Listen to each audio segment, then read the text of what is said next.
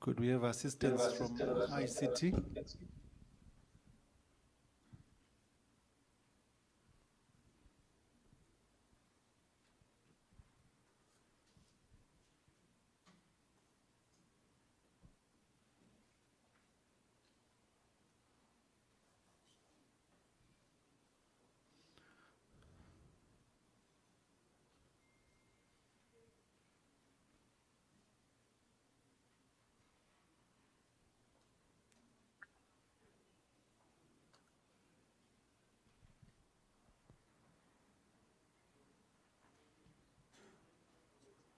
Second.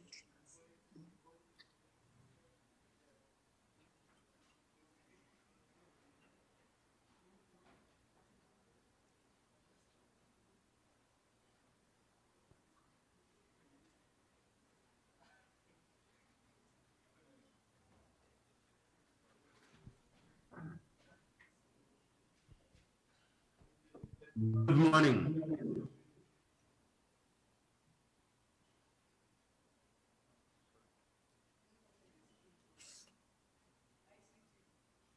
Good morning, Prof. Can I be heard? I can barely hear what is being spoken by the other. The sound from your side is not good at all. Is it my time to make my short contribution? Yes, Prof. May I proceed?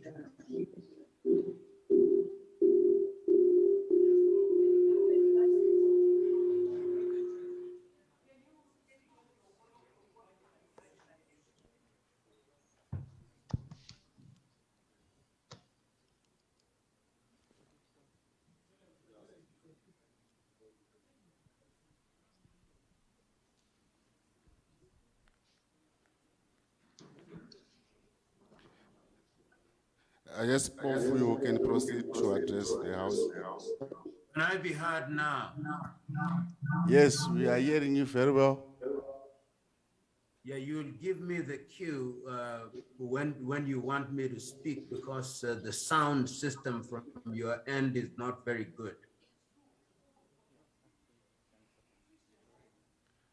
Honorables, can we mute our gadgets, all of us?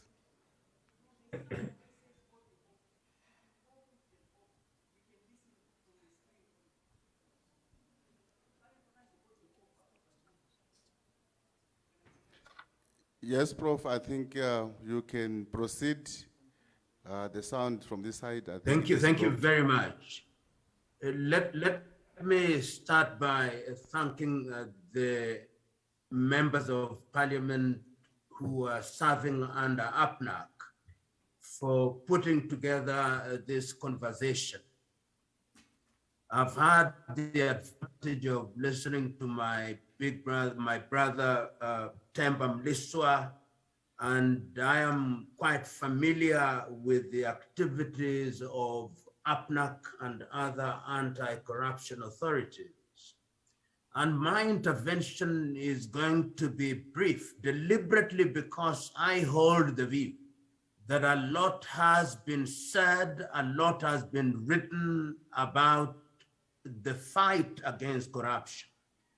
And today I've been asked to make my contribution to the conversation under the subject global, continental, and regional perspective on the progress made in the fight against corruption.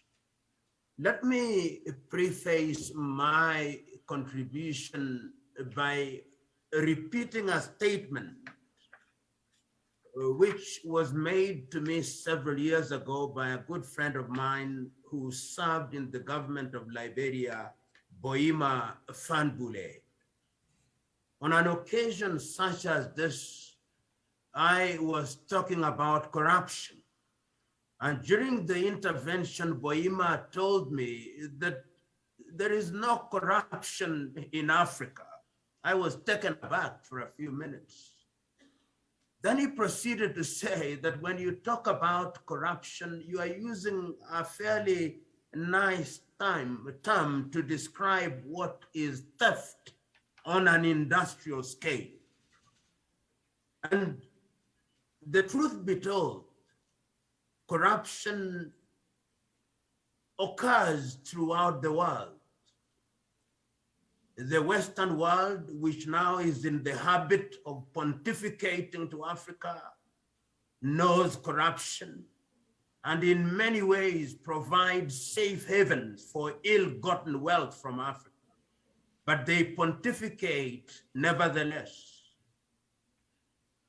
But the reality is that we in the continent of Africa have raised corruption to a different level. I remember the great Nigerian writer Chinua Achebe once wrote in his little book, The Trouble with Nigeria, he said, without doubt, corruption has permeated the African society. And anyone who can say that corruption in Africa has not become alarming is either full, a crook, or else does not live in this continent. There is not a single country in Africa that does not grapple with the negative impact of corruption. And the tragedy is there is no shortage of laws that deal with corruption. Many countries, including your own country, Zimbabwe, will remember that before you regained your independence, there were laws which dealt with bribery. In those days, the word corruption was not the word of choice. In many countries in the SADC region, in the ECOWAS region, in the ESC region, in the Maghreb, bribery is something that was criminalized. But there is a sense in which the level of bribery assumed dangerous levels, and in Africa, under the aegis of the African Union, we came up with a charter whose agenda was to deal with corruption, the African Charter on Preventing and Combating Corruption of the year 2003, which is in effect. And it's instructive that the African Charter deals with prevention and combating corruption. And in the very same year, those of you who are familiar with the history of the fight against corruption will remember that the international community met in Merida in Mexico and came up with the United Nations Convention Against Corruption. So at the international level, we have anchor instruments which tell us what corruption is, which tell us about the impact of corruption, which tell us that corruption is a bad thing. And I remember at the UN level, successive UN Secretaries General have spoken about and against corruption. Kofi Annan did so during the Merida period. The current UN Secretary General Guterres has spoken about it.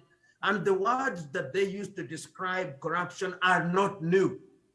In other words, there is nothing new that we always tell ourselves when we congregate as we do. Even congregated as you are now, there is nothing new that you are going to say. There is nothing new that I'm saying. I'm merely repeating what has been repeated times without number. And when you come from the UN system, we also have the African system, as I've already said, with very lofty promises on what we are going to do to prevent corruption, what we are going to do to combat corruption. At the regional level in SADC, you have no shortage of instruments that talk about and against corruption.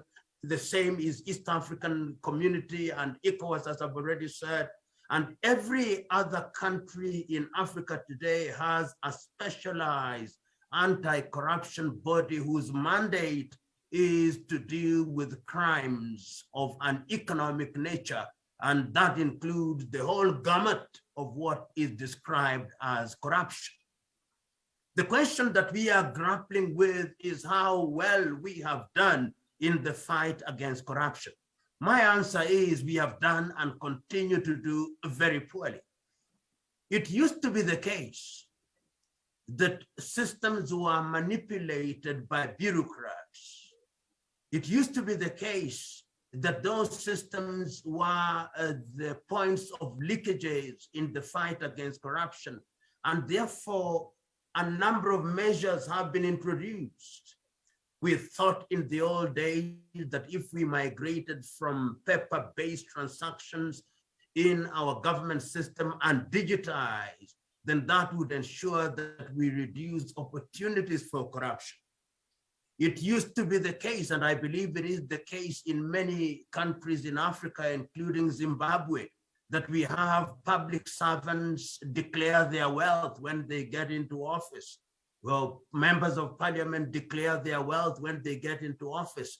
And it was assumed that this would be one of the ways in which we would ensure that we monitor the wealth of these individuals. But the converse is true. It is the tragedy of Africa today that our politicians and our civil servants may not be the best paid, but paradoxically and ironically, some of our richest men and women are to be found in the political arena. Today, in Africa, without batting an eyelid, if you want to be a millionaire or a multi-billionaire without working at all, you become a politician, or you join the military, or you become a bureaucrat. These are the avenues, and it's true in every African country.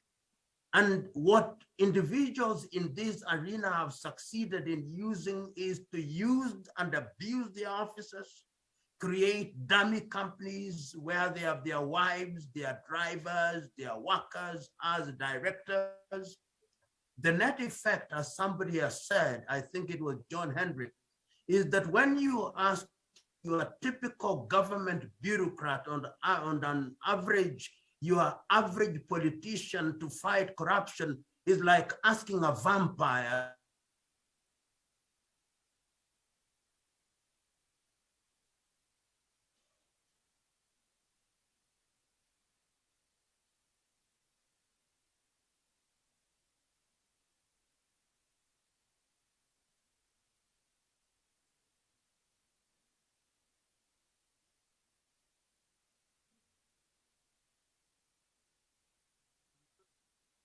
I'm back again. History has demonstrated that the mere presence of a forest of laws in itself is not an antidote in the fight against corruption. If you look at the reports given in many countries, right now, we are seeing in Kenya, we are seeing the reports that are emanating from the Auditor General. And you are amazed, money is being lost in the billions. That is notwithstanding that our Kenya Revenue Authority or revenue authorities are digitized. That is notwithstanding that our procurement systems are digitized. That is notwithstanding that we are putting measures so that there are no leakages, but somehow we succeed in bypassing these processes with the consequence that monies are lost in the billions. And I would want to say that that is true in Zimbabwe. During the COVID period, there is not a single country that I know of that did not lose money during that period. Maybe there are a few of them, Rwanda, Botswana may be the exception, but South Africa had the problem of loss in the billions, Kenya lost in the billions, I think Zimbabwe also lost in the billions, Nigeria lost in the billions. And in these countries, we have oversight bodies. And you are members of parliament and members of APNAC. You know that your own parliament has oversight bodies. You have parliamentary committees, whether it's the public accounts and public investment committees. And there is now extant evidence, and permit me to say, honorable members of parliament, there is extant evidence to demonstrate that in African countries, parliamentary committees in a number of countries are essentially extortion rings, that parliamentarians use those positions for purposes of extorting money from organizations and companies that appear before them. So that there is a question that one must ask, who will watch the watchman? And let me tell you that until the day that we in the African continent remember that no amount of pieces of legislation, no amount of conventions, no amount of paying lip service to the fight against corruption is going to reduce corruption in the continent of Africa. You see it in every sector. We must ask ourselves, it used to be said that corruption is a victimless crime, that there are no victims to it, because in Africa, even our understanding of the role of government is also jaundiced. John Henry Clark once said that when African countries became independent, they became independent not on the basis of systems of governments which were unique to their African circumstances. Each one of them borrowed and inherited and continued to mimic European systems of government. And Henry Clark says, not a single African country is ever going to succeed by mimicking foreign systems which they have bastardized. And I want to say that that is part of our problem.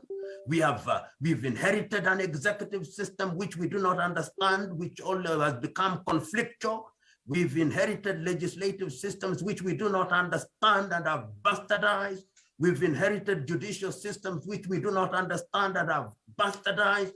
The net effect is that we have a continent today which is laboring under the weight of corruption. Look at our road sectors, look at roads in Africa, look at the cost of doing roads. If you look at our local engineers, they are multi-millionaires, multi-billionaires because they are thieves. Look at our health systems have collapsed. If any of our leaders, members of parliament, ministers, heads of state are sick, they dare not go to hospital in their own countries. Look at our education system.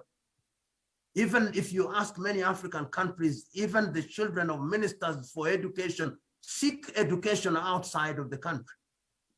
No opportunities. Young Africans are running away because of corruption. We do not have faith in our banks. When we have stolen money in Africa, we keep them in Panama and Jersey and Mauritius and other places. In a nutshell, without belaboring the issue, because as I said, there is nothing new we are saying. We are merely repeating what we have said time and time again. The laws are innocent. The structures are innocent. It is we who are guilty as charged. And until the day we change our ways, until the day we know that we must not reap where we have not sown, we'll have seminar after seminar. We'll have workshop after workshop. We'll have all these things. Africa will never change. So I'm submitting to you with due respect, members of parliament, the time is now to say our mea culpa, maxima culpa. We have sinned. And if we do not atone for our sins, no law is going to save us. No judiciary is going to save us. Let us just change our ways. It has happened in other countries. It can happen. Countries such as Botswana are doing a good job in the fight against corruption. Rwanda is doing a good job in the fight against corruption. Mauritius is doing a good job against corruption. And of course, Seychelles, many other countries, just tokenism. We catch the little thieves and leave Alibaba. Alibaba, you remember, has 40 thieves. Until the day that we catch Alibaba, we will be focusing on the petty thieves. As the African saying goes, Africa is in the business of chasing after rats while the house is on fire. I hope we will stop this. Thank you very much.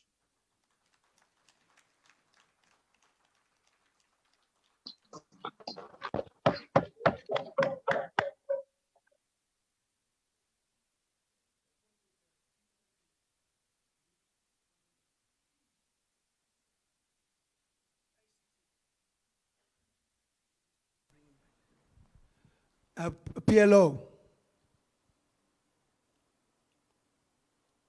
Hi, PLO.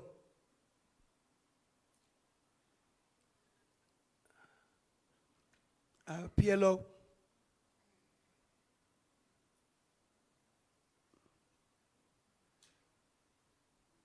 Chairman, can you just send him a message that would want him to just respond to a couple questions from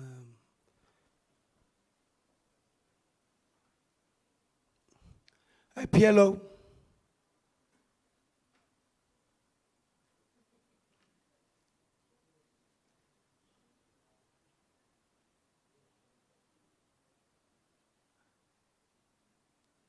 Perhaps if the questions were written, because the sound system from your side is not very good, if you did write the question, then I'll read them out.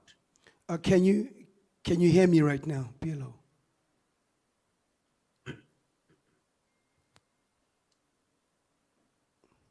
ICT.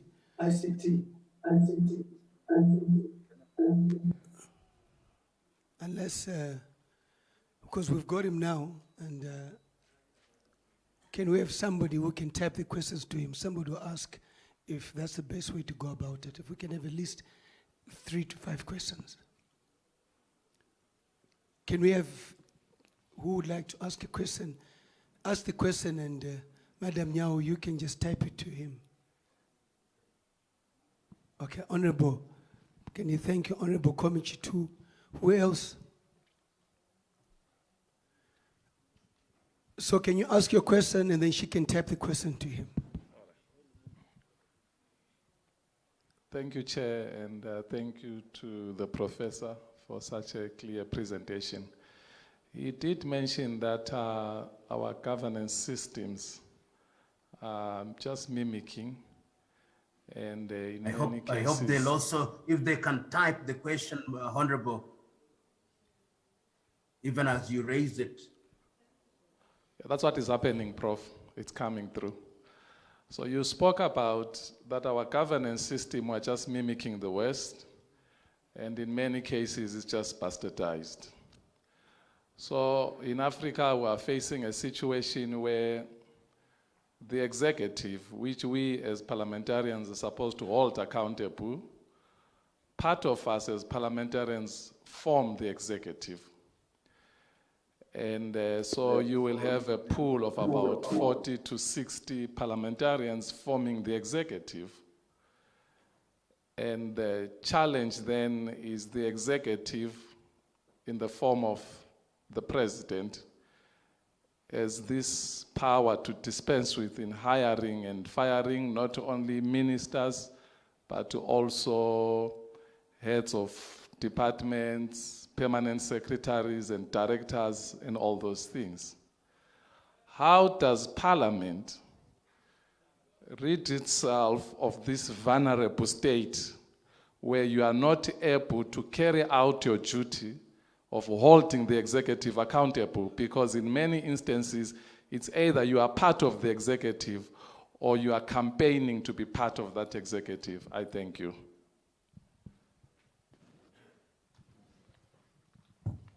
Thank you very much. I may not have gotten the full flavor of the question, but I heard you mentioning that I talked about the bastardization of systems and what role then can Parliament play in the process. Just confirm to me by way of a written note that that is correct, but I'll start by saying how we deal with the systems. If you look at our governments are just imitating the part of the parliamentary. Yeah, that I've got it now from, yes, let me now respond now that I have it. You see, your typical African country is very young, with Ghana being the oldest at slightly over 60. If you look at the way Africa is today, look at the conflict in Africa today, it tells you that we are little nations, in some cases, trying to be a mega nation.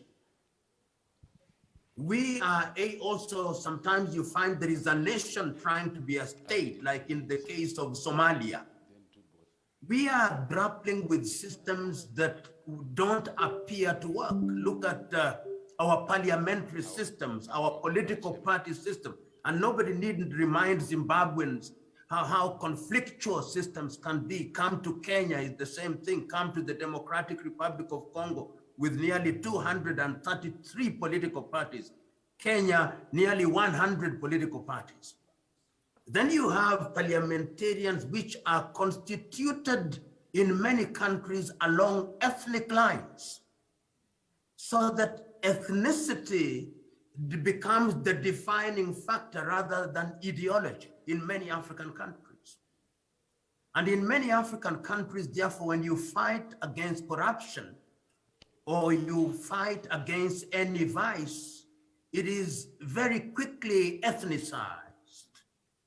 If a politician is from a particular ethnic group in certain countries, you cannot touch them, because as I've myself experienced, you touch them and they say, he is a thief, but he is our thief. In other words, the understanding of government in most African countries is this, that government is a hunting ground where our sons and daughters are sent to go and hunt. And if therefore somebody steals taxpayers' money, it is almost as if that money belongs to nobody. And if it belongs to nobody, our sons and daughters who are thieves are celebrated. And if you allow me this analogy, in Zimbabwe, if you come to Harare, you come to parliament in Harare from your different constituencies, in the mind of your constituents, they have sent you to the hunting ground. If it is in Kenya, they send you to Nairobi.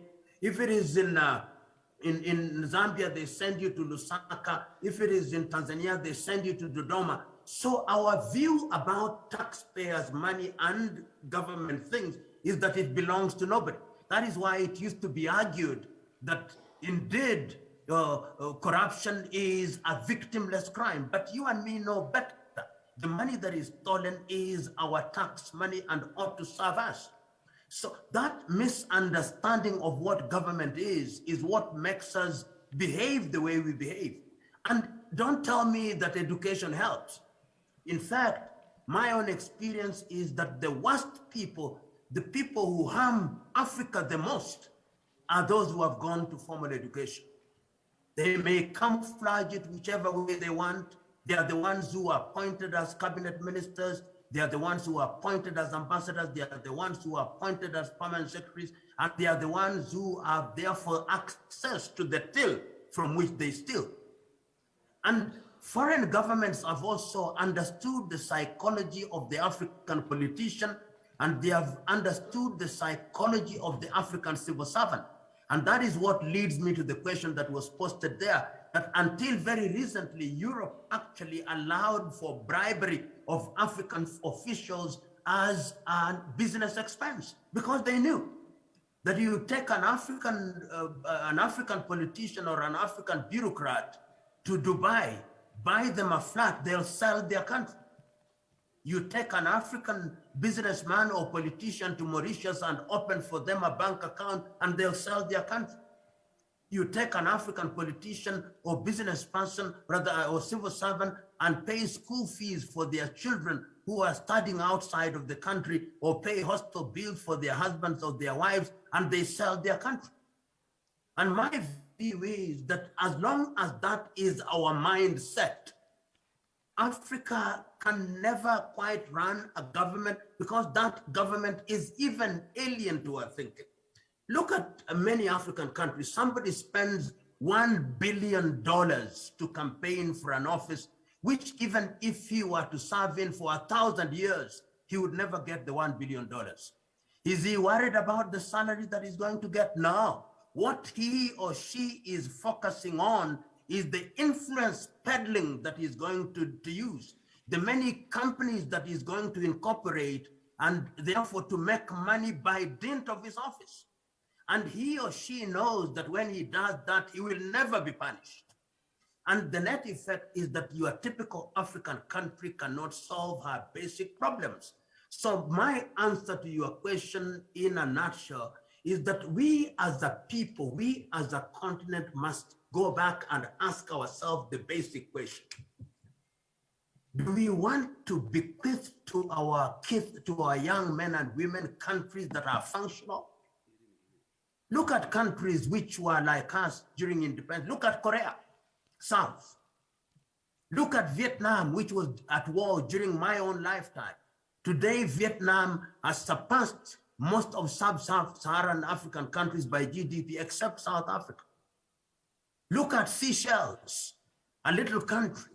Look at Mauritius in your neighborhood, which is being managed properly, and how its economy is functioning. But look at our countries in the continent of Africa. We cannot function. So my own view is the time has come that we must interrogate our governance systems and ask ourselves uncomfortable questions. Because history demonstrates, if you go to the history of these European nations, there were times when they had to go and ask very basic questions. Can these systems work? Africa must ask those questions, because let me tell you, and I don't want to be right in my prophecy, all these African countries that you know them, if we continue on this trajectory, then these African countries are going to be riddled with conflict and will have very little to leave to our young men and women. You can see it in many African countries. The signs are there, and the signs are telling us, beware. The problem is we listen and we do not care. Thank you. Honorable Kokomichi. Thank you so much, Chair. And let me also take this opportunity to thank the Prof. The Professor touched my nerve systems, and we link on his observation and his appreciation and understanding of our African challenge. I would wish, if he was close by, we could have discussed one-on-one for what I think is our challenge as Africans. Thank you so much, Prof. The subject that we are dealing with today here is in two parts, a structure in two parts. What we've been dealing with for a very long time are symptoms, where the laws have been made to deal with the symptoms, but the Prof admitted that laws are innocent and they will do far much less. The area that we have not highlighted for a long time are the key drivers. The key drivers of corruption, from the bit that I know here, are poverty, economic decline, peer pressure, greediness, and unemployment, just to mention a few. Therefore, there are people that are supposed to deal with the symptom side. There are people that are supposed to deal with the key driver side. And in our situation, the key driver side is the executive, the government. And all the symptoms as well, we have people such as anti-corruption, police, and other things like that to deal with it. The question of corruption in Africa is like a shark in a dam. And you ask a shark not to drink the water when actually the shark lives in the water. Corruption in Africa is like water, and the sharks are the people that I've mentioned here, people that have been identified as corrupt people. So until you drain the water from the dam, it is very difficult to deal with the corruption, admittedly. The professor pointed out a few countries that are doing very well: Botswana, Seychelles, Mauritius, Rwanda. If you look at the economy of these countries, they are doing very well. So it will be a proven point that if we improve in the economy, corruption might proportionally go down. Because what makes us corrupt is poverty. What makes us corrupt is unemployment. Yes, there are things like peer pressure and greediness. But the index that we have, like Zimbabwe, I understand Zimbabwe sits on 156 out of 188 corrupt countries in the world. We are very good at being corrupt. So dealing with 156 out of 180 that is international index. It's a big challenge for our country, big challenge for our police, big challenge for institutions that are dealing with anti-corruption, which means, therefore, Africa needs to focus on the key drivers, as evidenced by Botswana, Rwanda, to mention just a few countries. Let me come to the point where the professor touched my nerve systems. Honorable Committee, let's be quick at this. I'll be quick. Thank you. The biggest problem that I want to agree with the professor is the governance system, where he said we are mimicking governance systems from the Western world. I totally agree. Africa is taken a platform to do its operational systems on a system that they don't understand. The governance system we are using is foreign, it's Western, to be particular. The Western world understands it well. That's why they are doing well in their economic growth. Africa doesn't understand it. We are copying a system that we must not use. I have been for the last few months grappling with friends and comrades that we need to introduce a new governance system starting with Zimbabwe. A governance system that would promote economic growth, peace, unity, and national healing. A governance system that has got an African identity and African culture. A governance system that we all understand. In short, not Umwe. If you go back to the basics of our governance system in the old days, Umwe, we all understand it. So, Honorable Committee, we're still waiting for the question. Your contributions are excellent, and I think we'll leave that later. And we'll hear it's both comment and the system. Let me just now put a question. Professor, what can we do as Africans to make sure that we influence Africa at large, to make sure that we change the governance system that we are using at the moment? What can we do for Africa to appreciate that the governance system that they are using, from the electoral systems to the parliament, judiciary and executive, are not original with us? They don't have our identity, and we don't understand. And this is the major driver, the major cause for our suffering in Africa, and the major cause for corruption in Africa. If we deal with that situation, Professor, I can assure you the index of African corruption countries would improve. Thank you.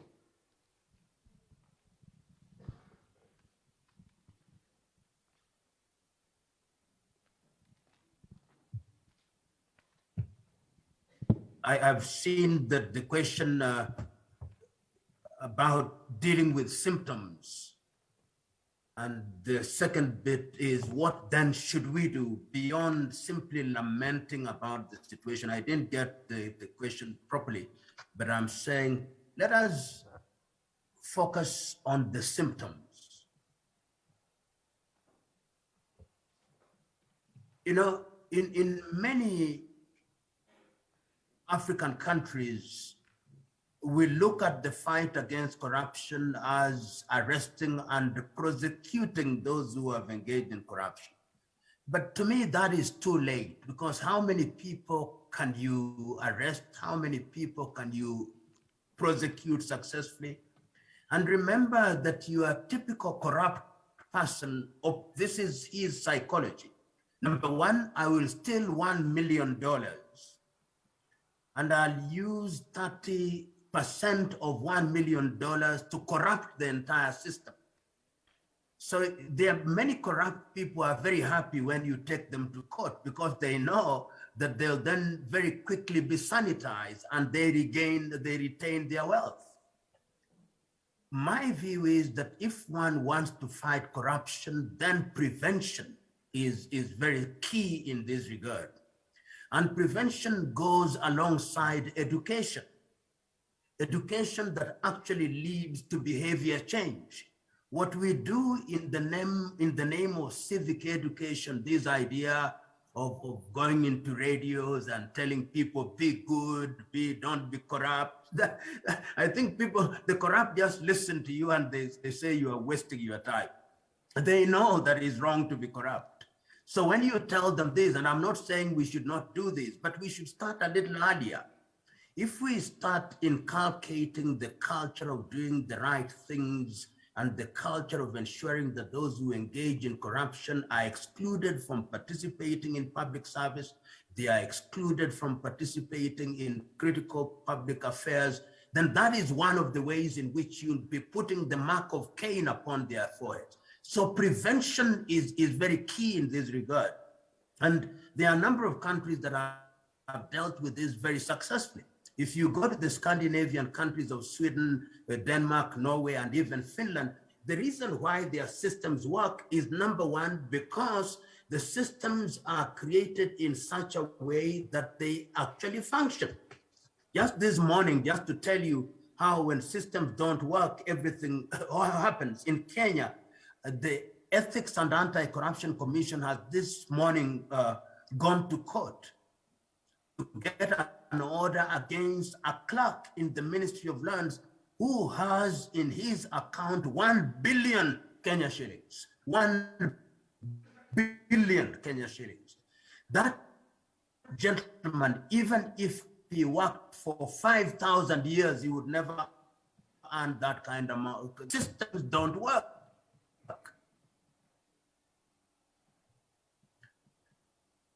You have systems which look good on paper,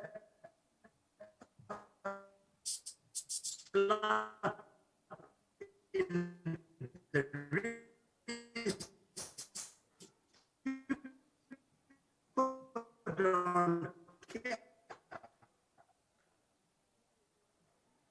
when somebody $1 billion and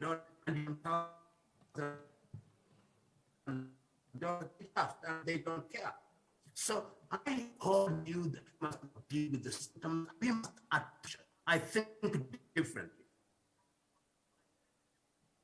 I hold the view appear to be living beyond your known and legitimate means, as evidenced by your salary, as evidenced by your tax returns. All the money that you have should be forfeited unless you prove that you acquired them properly. If we shift the burden of proof, then that will be one of the ways of dealing with the corrupt, because the corrupt have the ability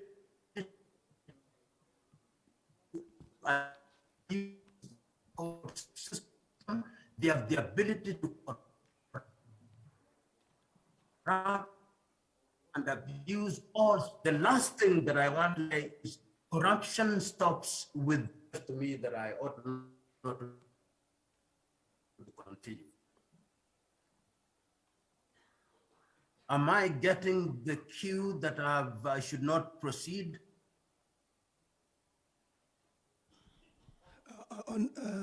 Honorable members and delegates, if we can have one more question on the agenda, it would assist. Time is moving. We want to go on a break, but we want also to ensure we get the best out of this. So I see anybody gender first. Okay, well, I don't see gender. Honorable Mnetsi, can you come in with your question? Let it be short, please. Thank you. Very, very short, Chair. Let me find out from the Kenyan side. I suppose they have a corruption unit in Kenya. To whom does it report, if it reports to anyone? How is the unit chosen in Kenya? How do they choose the commissioners? Thank you.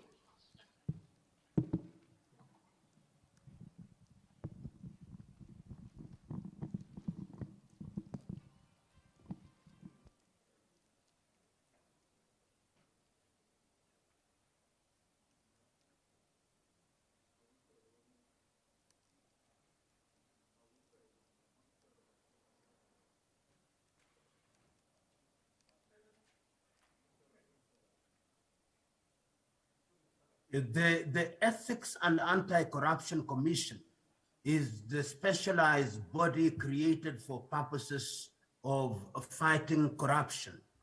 And this body is created by an act of parliament, and its members are appointed by way of application. The director applies for purposes of being considered for appointment, and there are commissioners who also apply. And these individuals are then vetted by the relevant parliamentary committee and are voted to sit in office. They are mandated to deal with all economic crime, but their powers are only to investigate, so that once they have investigated and they think that there is a prosecutable case, they then have those cases referred to the Directorate of Public Prosecution, which then prosecutes. There are those who have argued, and I included, that in countries where corruption is endemic, the anti-corruption body should also have the power to prosecute, because when prosecutorial powers are taken away from her, then many times the prosecuting body does not have the full flavor of the cases. And that is why in many of the cases that we see in Kenya, as in many countries, there are more acquittals than there are convictions. And this does not in any way suggest that the investigation is weak. It merely suggests that there may be a problem, which may be the quality of prosecution, and sometimes it's just bribery of the system, of the judicial system. In fact, it has been said in Kenya that one of the weakest points is the judiciary, which is not also very true. In the recent past, I've seen the judiciary giving out quite a number of judgments which have been very positive, particularly in terms of forfeiting property that was ill-gotten. But I hold the view that taking property that is ill-gotten and sending people to jail is a good combination. But the direct answer to your question, there is a specialized body, and many of these bodies were created after the enactment of the UN Convention Against Corruption and the African Convention for Preventing and Combating Corruption. I believe even in Zimbabwe, you have such a body. But yet again, these bodies can only do so much. History has demonstrated, and I repeat, that when the tone, the political tone is right, the political goodwill is there, then corruption immediately begins to go south. We saw that in Tanzania during the period of John Pombe Magufuli, and I'm quite certain you have very many other examples. Prosecution can only take you so far, but political will is one of the things that we must talk about. County governance has been one of the problems because, as somebody has said, when we devolved our political systems, we also devolved corruption. If you look at the reports that have been given by the Auditor General, you'll be amazed at the quality, rather, by the volumes of monies that have been lost through these devolved units. Once again, and I'm repeating this, the devolution is innocent. The systems are innocent. It is the culture that allows people to use public resources for their benefit. So in a nutshell, what has happened with our devolved units is that there has been theft on a massive scale. And what we succeeded in doing, among other things, is to devolve corruption.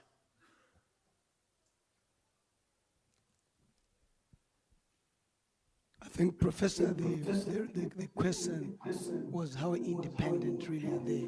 You have spoken about the process of putting the team together. How independent is the commission?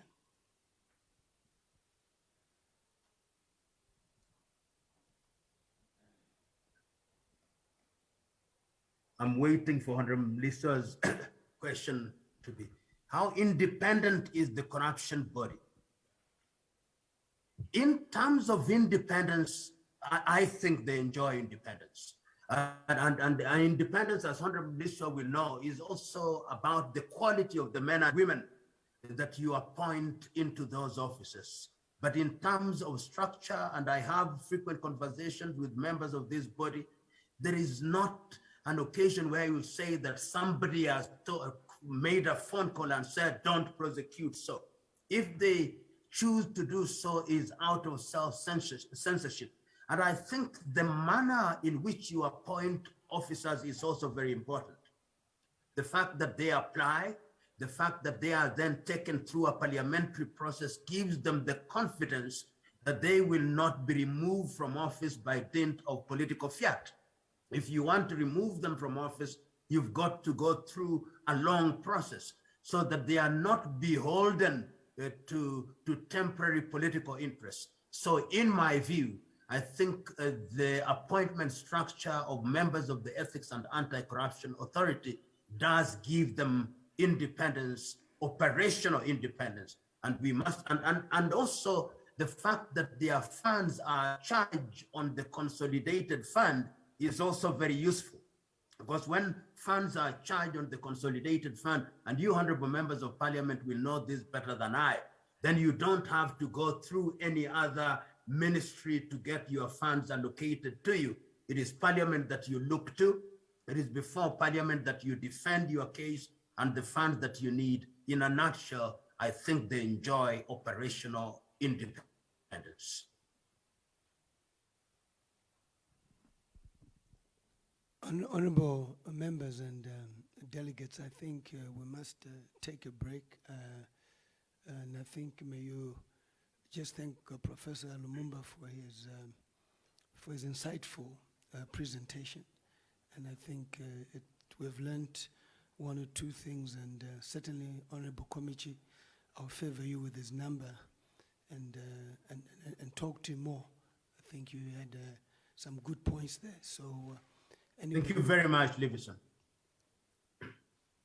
Okay, so I think if we may give him another round of applause so that we appreciate it. Thank you very much. I wish you the very best. The fight against corruption is not for the faint-hearted. God bless you.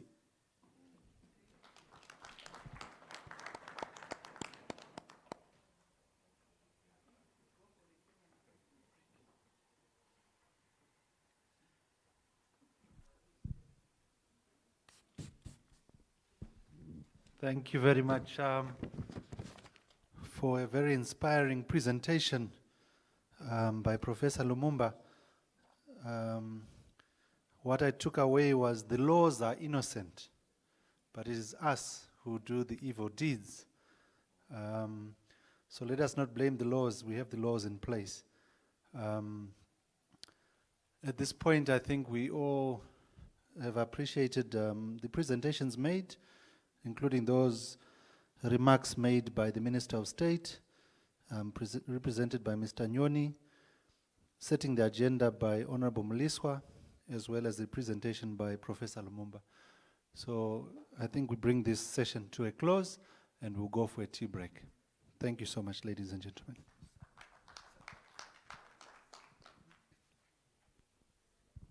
Sorry, honorable members, the next session is very important.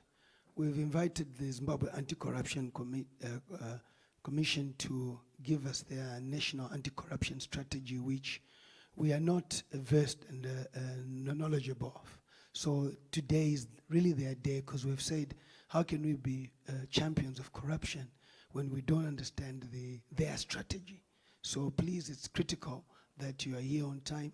I think we have a good 15-minute break, and yes, and I'm glad that the Vice Chairperson, Commissioner Murapa is here. He'll stand in for the Chairperson, Justice Lois Matanda Moyo. So please, may we be here on time, seated, and take notes and understand. Thank you.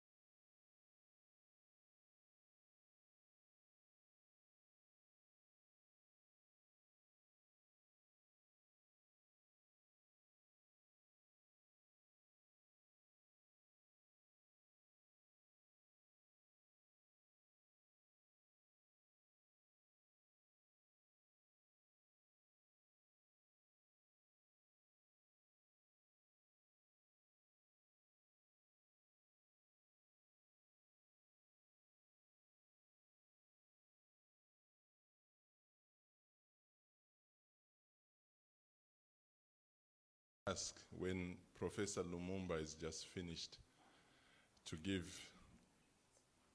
an address, because he touched on all. And I thought at some point he was reading from my speech, but I think there's always a different flavor. Muruwe wemhodzi ukabikwa kwedu neunobikwa kwenyu panenge panongova nemusiyano unoitika ipapo. So nevertheless, I'll go into my speech, a prepared speech, but with me, like muzukuru wangu Temba, because Waira Shumba wanted this affinity for marrying Waira Moyo. So they become wazukuru wedu. I'll divert from my speech as I go, but also come back to it. According to the World Bank, corruption is defined as the abuse of public or corporate offices for private gain. Public office is abused for private gain when an official accepts, solicits, or extorts a bribe through patronage, through nepotism, theft of state assets, or diversion of state revenues. The impact of corruption cannot be underestimated in Africa. About 43%, it is estimated, of Africans are living in poverty. But at the same time, over 50 billion worth of assets are stolen through illicit flows out of Africa every year. This is according to Transparency International. It is estimated, but not yet verified, that in Zimbabwe, we are losing at the rate of 1 billion every year in illicit financial flows.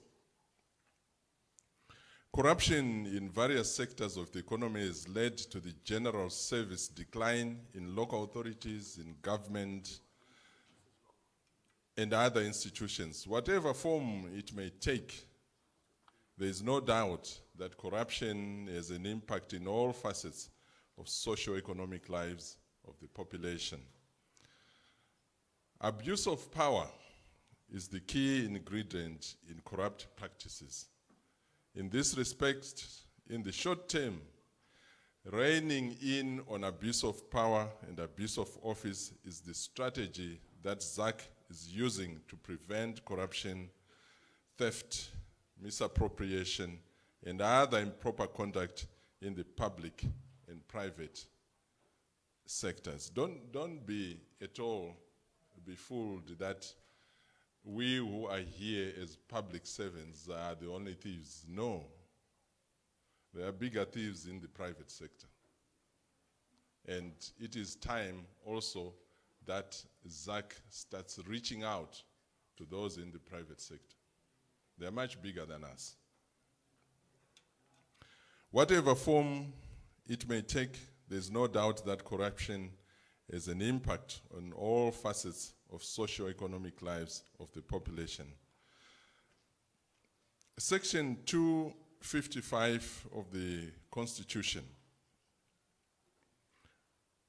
of Zimbabwe, Amendment number 20, Section 12D and Section 12D of the Anti-Corruption Act outline the functions of the Zimbabwe Anti-Corruption Commission to include investigating and exposing cases of corruption in the public and private sector, making recommendations to the government and other persons on the measures to enhance integrity and accountability, and prevention of improper conduct in the public and private sectors, among other related activities. Chanetsa muno Zimbabwe, like the professor was talking earlier, Humbava, because we have glorified this term or this activity by the word corruption. ine kamwe kakurerutsa kainoita what is actually happening. Humbava hugororo. If you are corrupt, you uri gororo, you are a thief. Those are just the two words. Uri gororo, you are a thief.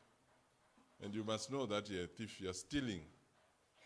Zofanana ne mwana anoti marima chibawe chepfumvudza mawana masaga anoita 12 iye anotora masere onoisa ku next door asi anodzoka achiti baba pano atanzwa nezhara. This is what corruption is.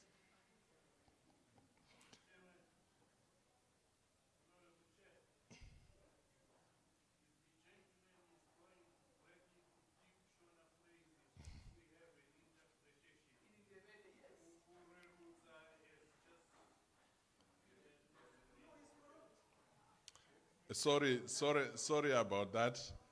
Kurerutsa, it means you are making it sound very light, sound very accommodative. But we are saying that corruption, ukunchonja, if I can use my Ndebele that way. That's what it is. It's just theft.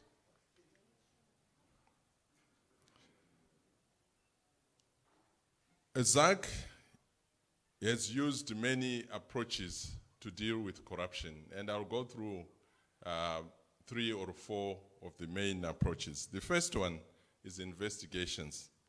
In 2021, the Commission received 1,501 complaints of suspected corruption, which were representing 32% increase from the previous year.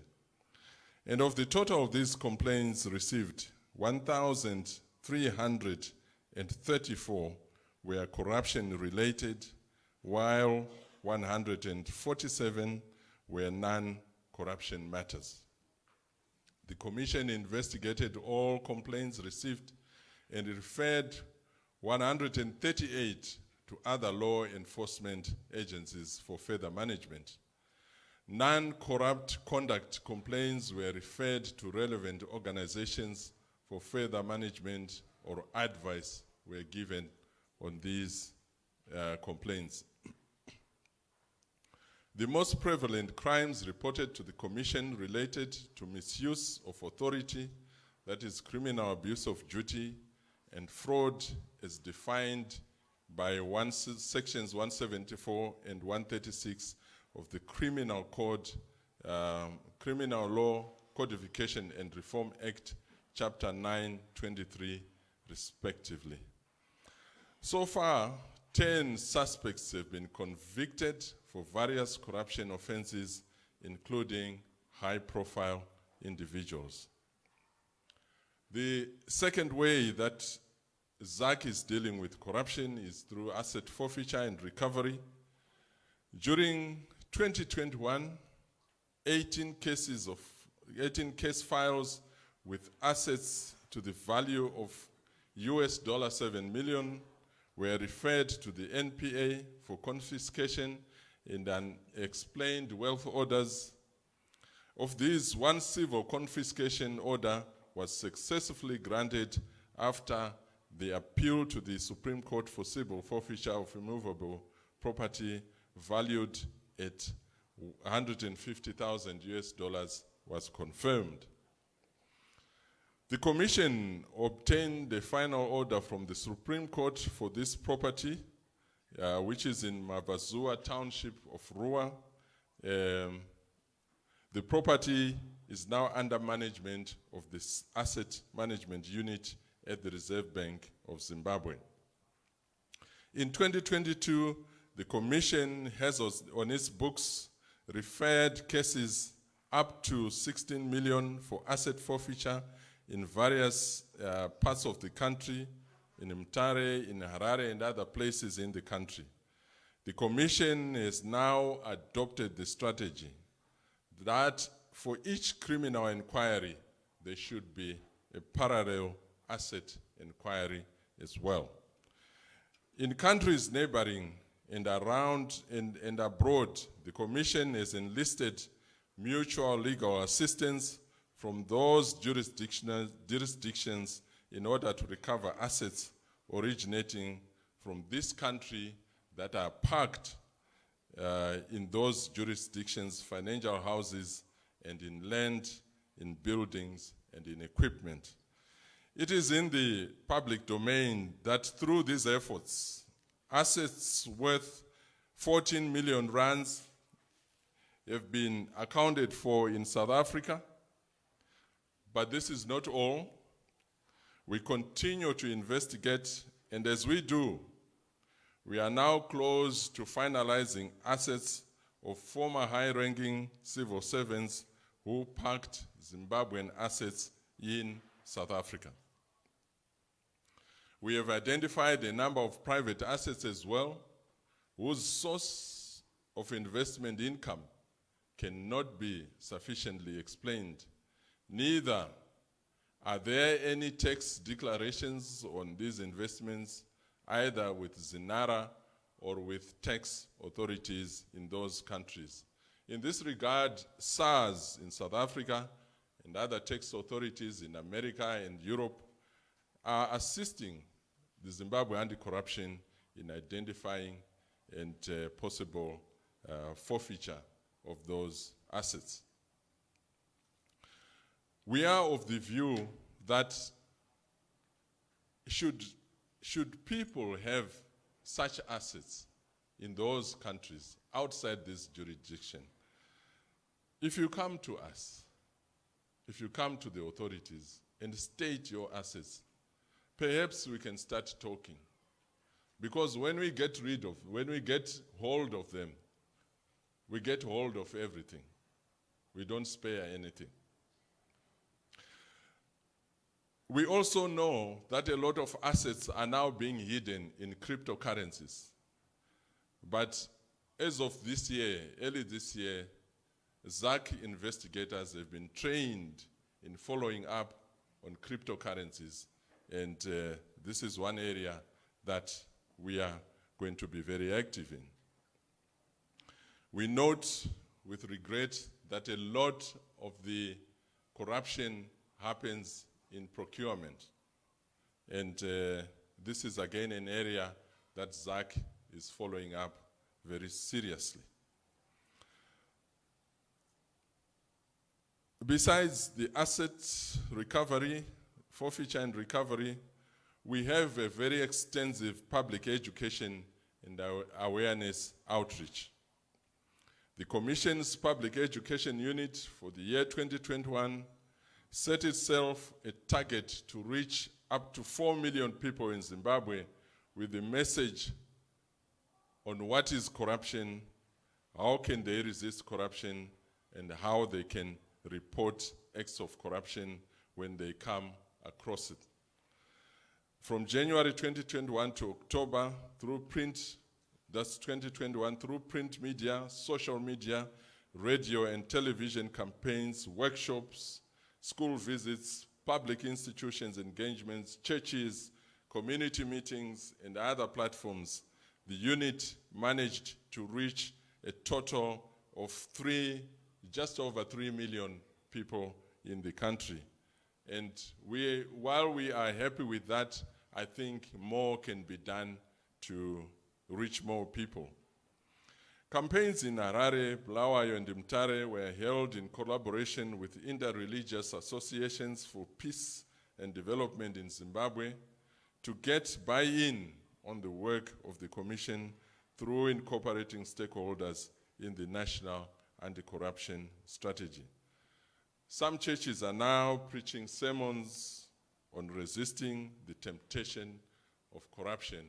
And I want to believe of all the topics that are being talked about in the country, corruption is one that also tops the list.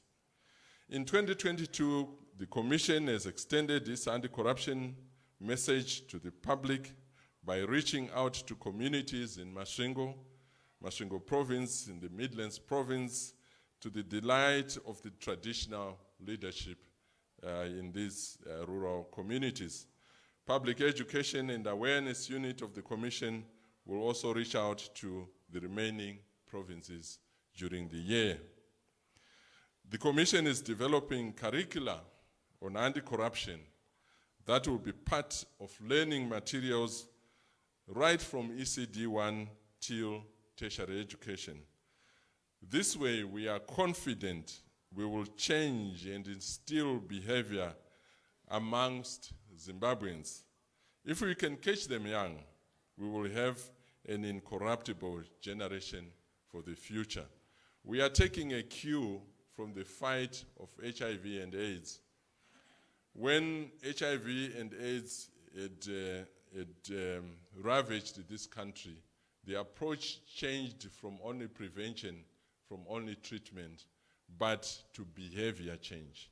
So we believe that if there is a change in behavior towards corruption, then we will be able to have future generations that are corruption-free. Another method or strategy that we're using is that of compliance and systems review. For the year 2021, the Commission's Compliance and System Review Unit reviewed systems in 72 public entities, including rural district councils, urban local authorities, at the Ministry of Mines, the Ministry of Health and Child Welfare, Child Care, and the Ministry of Industry and Trade. In cases where in the process of carrying out compliance spot checks or systems reviews, the unit observes clear cases of corruption, the matters would be referred to the investigations department and due process will take place.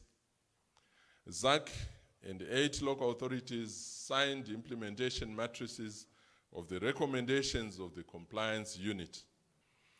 These recommendations arose from the findings made during compliance spot checks and systems review exercises. What systems review exercises are that the unit goes into your organizations. It looks at your weaknesses, and these weaknesses are where corruption emanates from. Honorable Chair, corruption capitalizes on weak systems. It capitalizes on loopholes. So when the unit goes in, it is looking for those loopholes. It is looking for those weaknesses in governance, and then recommending to the organizations that strengthen here, strengthen there, close this loophole so that there is no loss of revenue. The Commission also rolled out a number of initiatives to strengthen capacity in public institutions to prevent corruption. The initiatives included the following. Number 1, capacity building of the internal audit function of institutions, and this was done through hosting internal auditors roundtable dialogue meetings. Internal auditors from 104 public entities participated in auditing their institutions' implementation of the Auditor General's recommendations. So we invited them and we had a dialogue and said, out of you, how many are implementing the Auditor General's recommendations? And we found that the majority were not. And for those who have, hardly had they done 10% of the Auditor General's recommendations.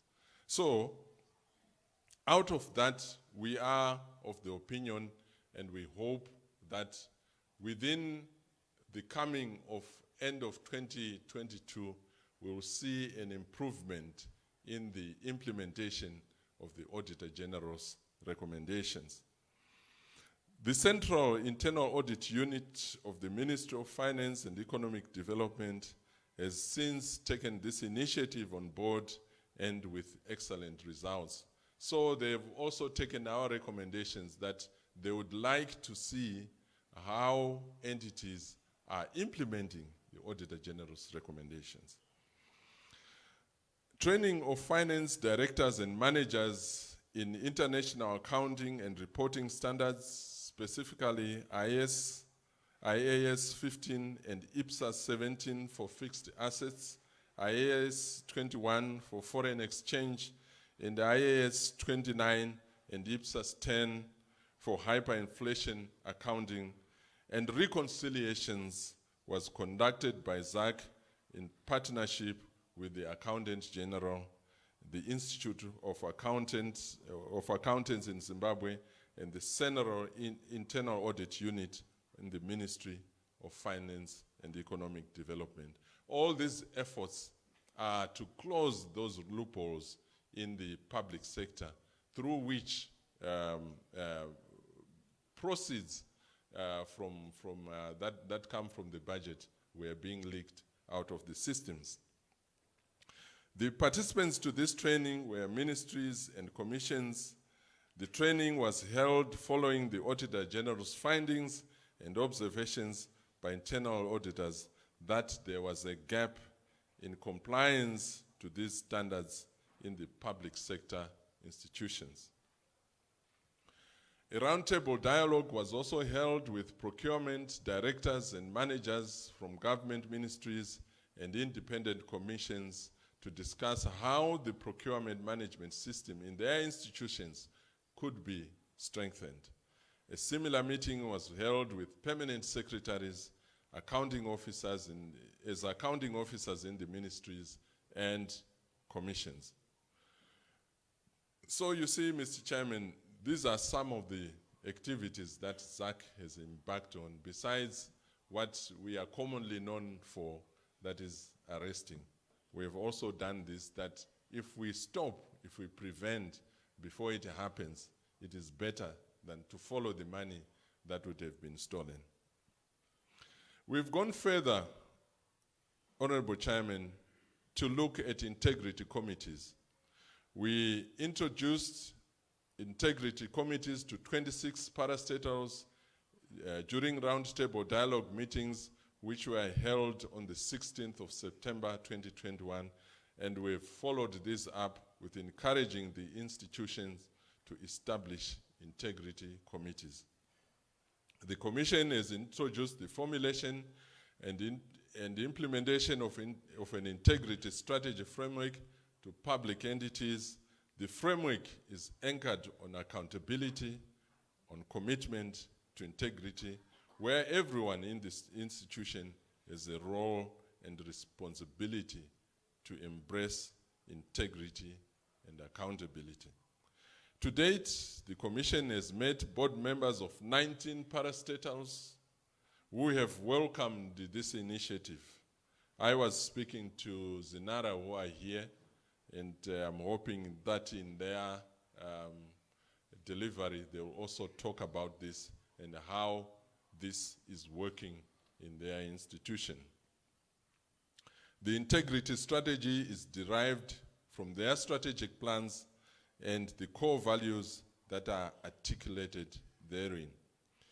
The integrity committees have an important role in ensuring the implementation of the integrity strategy. ZAC's secretariat provides intensive training in integrity education for integrity committees, whilst the Commission trains on the policy and formulating and reviewing policies that detect and prevent corruption. Further to this, Honorable Chairman, we have also introduced the Prevention of Corruption Toolkit, wherein there are various policies which, which the institutions would then refer to for them as they as they run through their prevention exercises. In this regard, we've engaged with stakeholders in decision-making levels such as chief executive officers, finance directors, legal advisors, and internal auditors, and encouraged them to take up the Prevention of Corruption Toolkit. The need for the toolkit was validated after we had set out a questionnaire to 92 local authorities and other public institutions who responded that they did not have a lot of these kits that we have set out for them. Honorable members, another way that we, as ZAC, we are fighting corruption is through inter-agency corruption, cooperation. Through the facilitation by External Relations Department of ZAC, we have signed as a commission 24 MOUs with local interagencies and 2 with regional agencies in the fight against corruption, and the 2 international are in Malawi and Zambia. We are also in the process of ratifying one with Botswana and soon with South Africa. Some of the local organizations that ZAC has signed a memorandum of understanding with include the Office of the Auditor General, the Zimbabwe Revenue Authority, Procurement Regulatory Authority of Zimbabwe, National Prosecuting Authority, the Public Service Commission, Transparency International, which is a civic organization, Institute of Chartered Secretaries and Administrators in Zimbabwe, Institute of Directors, APNAC, as we are here today, African Leadership and Management Academy, Global Forensics Zimbabwe, Zimbabwe Christian Ministries Association, the Association of Certified Fraud Examiners, Compliance Society of Zimbabwe, Zimbabwe Council of Churches, and Standards Association of Zimbabwe. All this, honorable members, it is for us to leverage on the expertise that resides in these organizations as we strengthen the fight against corruption.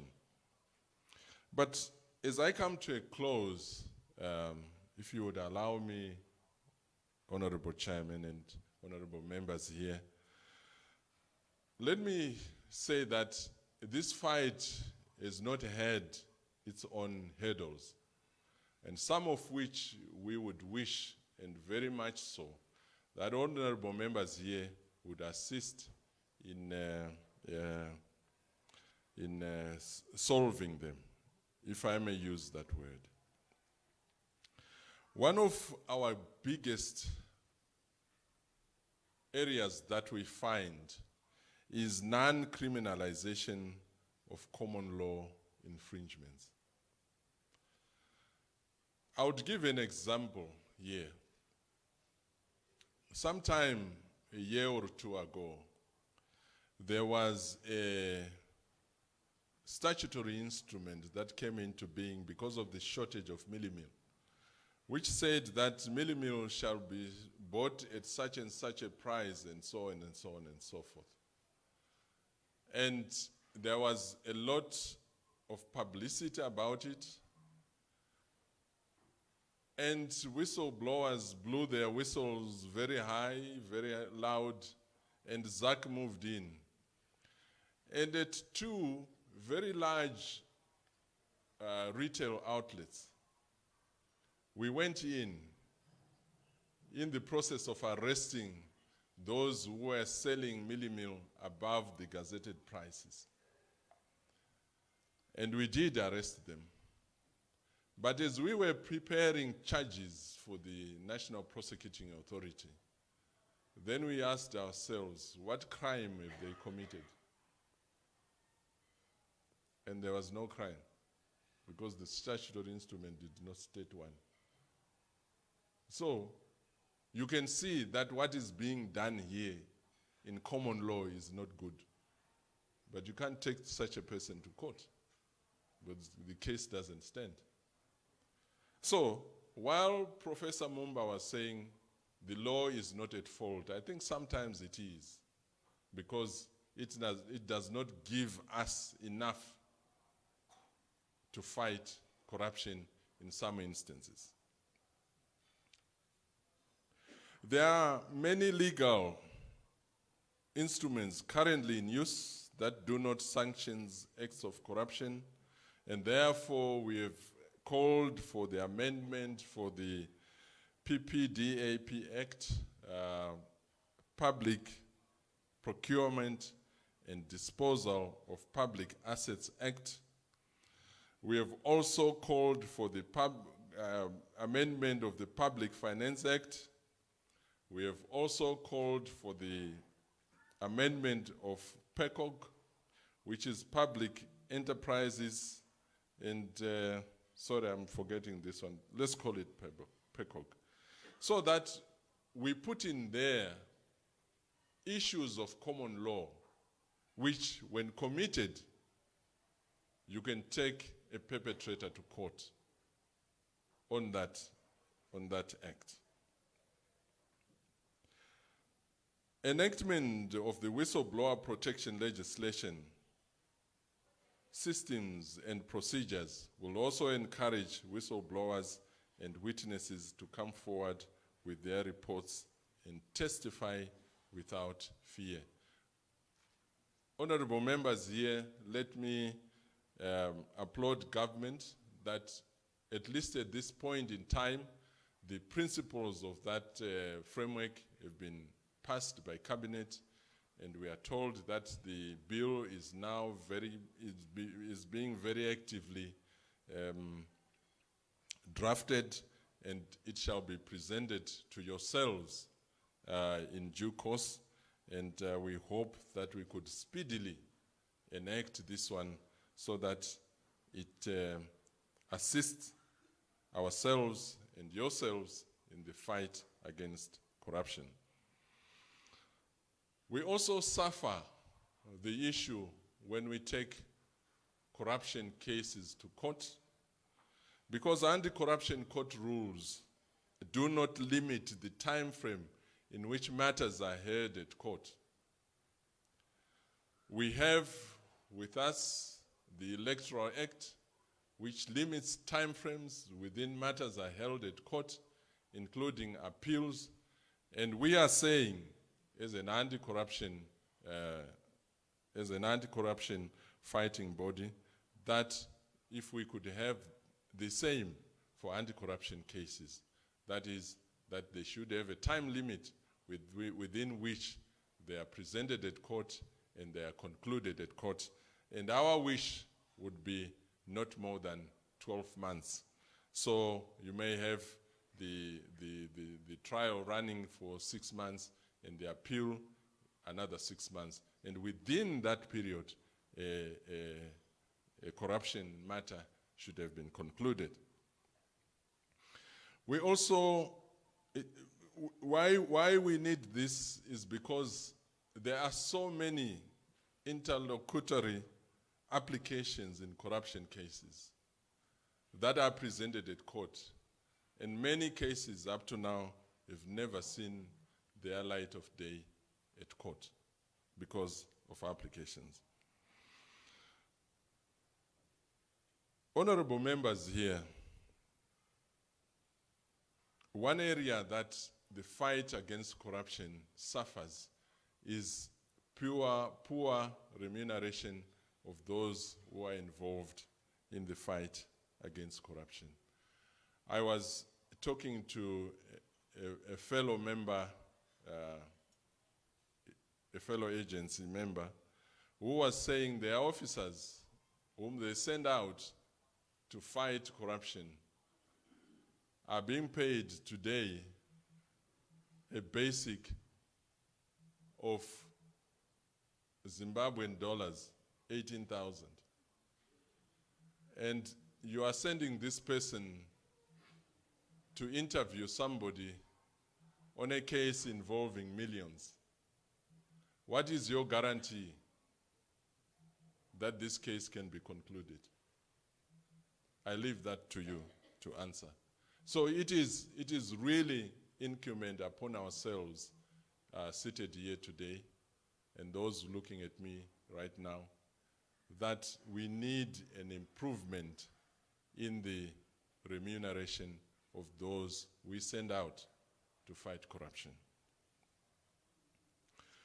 It is my wish and my wish, honorable members, that at some day, at some point, corruption matters are made imprescriptible. Only matters of murder in this country are imprescriptible.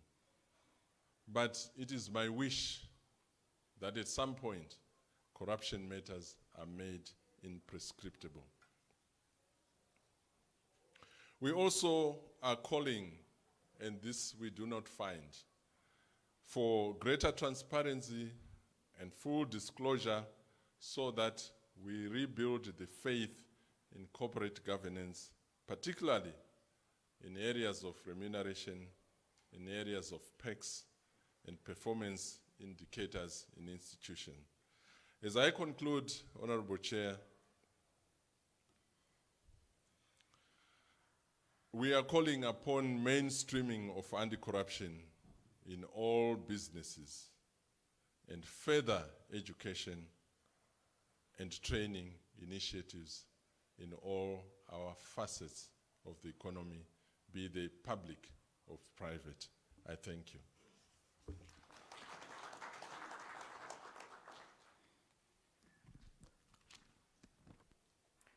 Thank you very much, Commissioner. Can we give him another round of applause?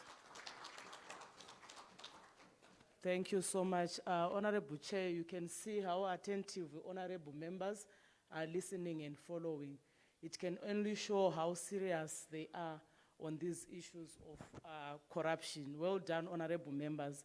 The Commissioner talked about the progress that they have made and actually told us how they've tried to expand the scope even to outside the country in the endeavor to fight corruption.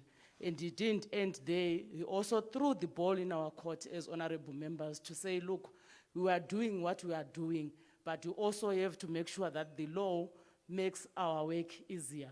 And I hope we got that and got that clearly. So I would ask honorable members, or I would just say, I hope you jotted down your matters of clarification and your questions, because we are going to be having a plenary after the second presentation of this session. So, Honorable Chair, allow me to call upon Commissioner Makamure, the commissioner from ZAC, to get us through the progress they have made in the implementation of the National Anti-Corruption Strategy from 2020 to 2024. Thank you.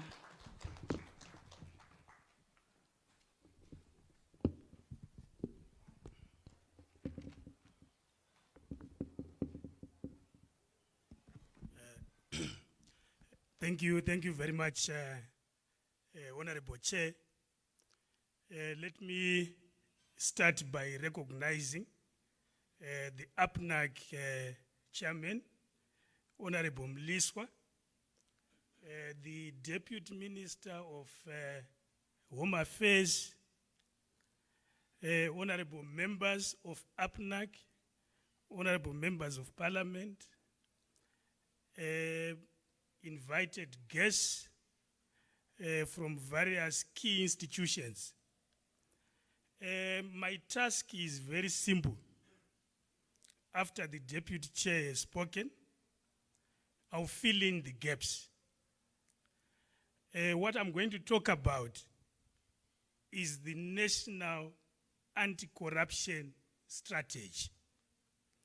So first and foremost, let me say and clarify that the National Anti-Corruption Strategy that we call NACS, this is a government strategy. It's not a ZAC strategy. ZAC has got its own strategic plan. But the government of Zimbabwe has a national anti-corruption strategy to run from 2020 to 2024. So that, because I've seen a bit of confusion that the NACS is a ZAC strategy. It's not. And the NACS was officially launched by His Excellency on the 11th of July, 2020.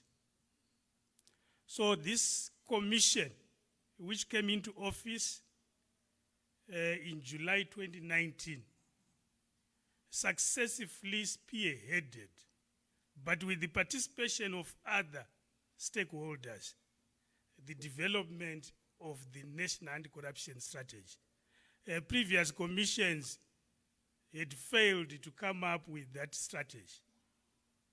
So this is a government strategy which aims to harness, coordinate the efforts of various institutions and stakeholders in the anti-corruption fight. And this is a strategy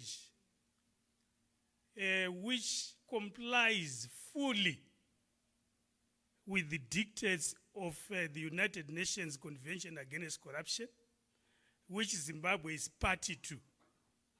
We are party to the United Nations Convention Against Corruption. We are party to the SADC Protocol Against Corruption. We are party to the African Convention on Preventing and Combating Corruption. So all those three protocols, we are party to that as a country. And those instruments require that member states must come up with coordinated anti-corruption policies or strategies. So I need to emphasize coordination there. So when you are party to those conventions, it means you must develop policies that promote better coordination in the anti-corruption fight, making sure that the institutions don't operate in silos, that citizens are given space to participate in the anti-corruption fight. So basically, that's what this strategy aims to achieve. So the slides you'll get, so I'll just focus on the key aspects.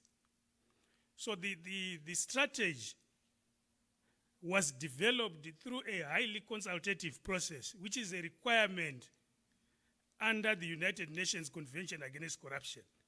That when you develop a national anti-corruption strategy, there must be stakeholder involvement. So we did that, spearheading that, but with the participation of all the key stakeholders from civil society and other institutions in the criminal justice system. So we went to all the 10 provinces, we collected information, then we came up with a draft. We went back for validation in the same 10 provinces until we came up with a strategy document that was launched by His Excellency. So the strategy document has got an implementation framework. An implementation framework. Because what you want is you develop a strategy, it has to be implemented. So we didn't want to then come up with another strategic document which suffers from non-implementation. So it has got a framework that we believe is quite robust in terms of implementation. You can move the slides to go down.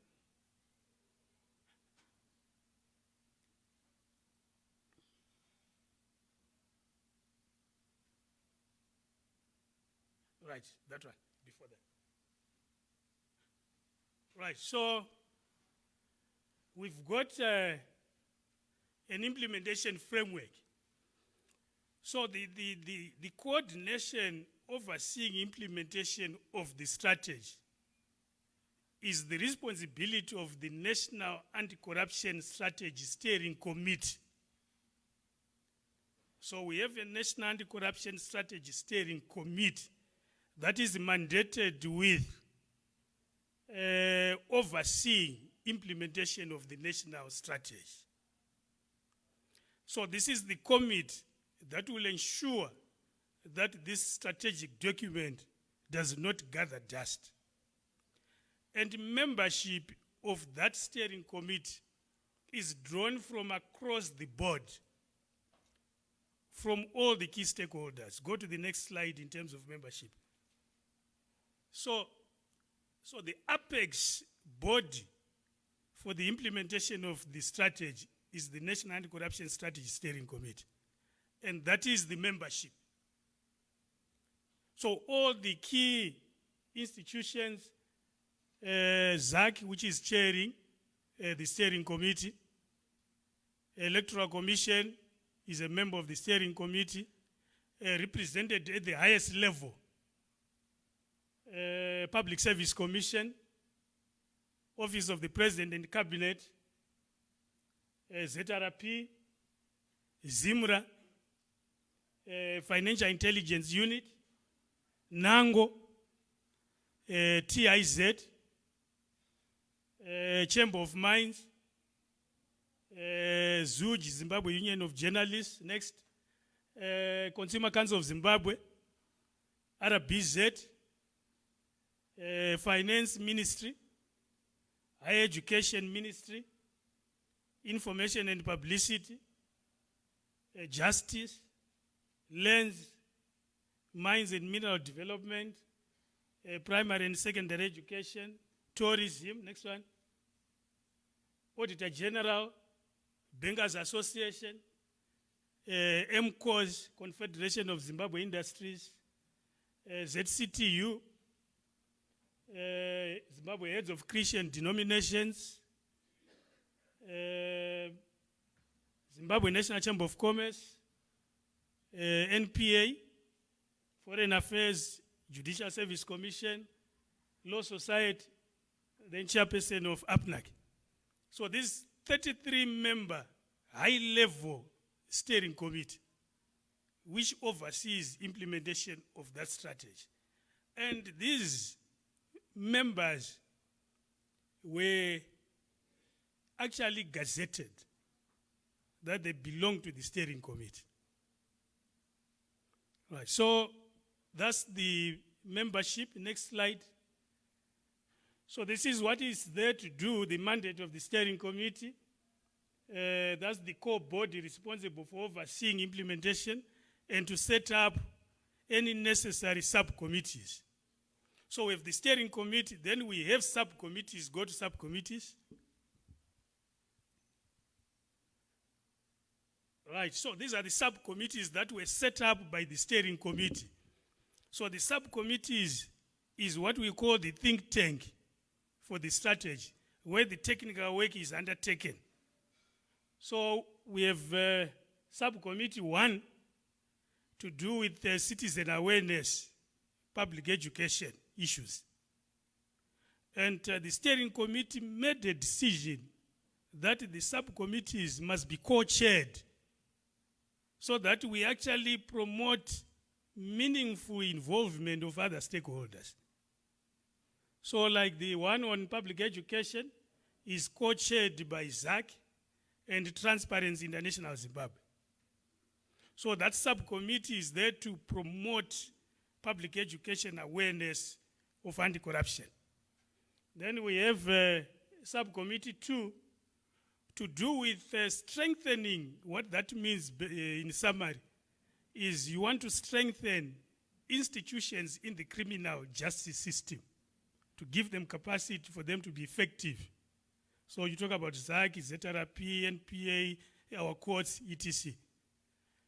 And that one is co-chaired by ZAC Investigations Unit and National Prosecuting Authority of Zimbabwe. Then the one, number 3 subcommittee, to do with transparency and accountability in public entities and the private sector. That's what it means. issues of transparency, accountability in the public and private sector, co-chaired by ZAC and the Office of the President and Cabinet Corporate Governance Unit. In the Office of the President and Cabinet, there is a Corporate Governance Unit. So they co-chair that subcommittee. Next one. Then whistleblower protection is one of the subcommittees. You know, issues of making sure that our whistleblowers are accorded maximum protection. This is chaired by ZAC, Legal Services Division, and the Attorney General's Legal Drafting Division. Then asset recovery. That's the other subcommittee, co-chaired by ZAC Asset Recovery Unit and Ministry of Finance. Then the last one, to do with political parties, transparency and accountability. A very important subcommittee of interest to honorable members here. This one is co-chaired by ZAC, Executive Secretary's Office, and the Clerk of Parliament. So these are the 6 subcommittees that oversee the 6 strategic objectives of NACS. So let me quickly move on, I think, to what has been the progress in implementing NACS. So you can go to the slide, this one. NACS progress. So the Vice Chair was speaking about the work that ZAC has undertaken. But what I will say here is also related. So I will just beef up in some areas what the Deputy Chair has presented on. So what has been the progress of NACS? Since its launch by His Excellency on the 11th of July 2020. I said the NACS, the essence of NACS is stakeholder involvement, making sure there is consensus, bringing everyone on board, making sure that people don't operate in silos, institutions don't operate in silos. So one achievement is that the NACS has managed to bring on board the critical stakeholders across the board. So there is now a shared understanding that this is a collective fight. So no doubt now among stakeholders, there is a shared understanding that this is a collective fight. There are some institutions, some stakeholders who thought that the whole anti-corruption fight is a ZAC fight. But that collective shared understanding is now there. So the steering committee, what has been the progress with the work of the steering committee? The steering committee, since the launch of the strategy, has met 4 times. And the meetings have been well attended by members. I would say attendance has been at least 80%. So all the key stakeholders have attended meetings. And there have been some very key resolutions arising from these meetings, including strengthening whistleblower legal framework.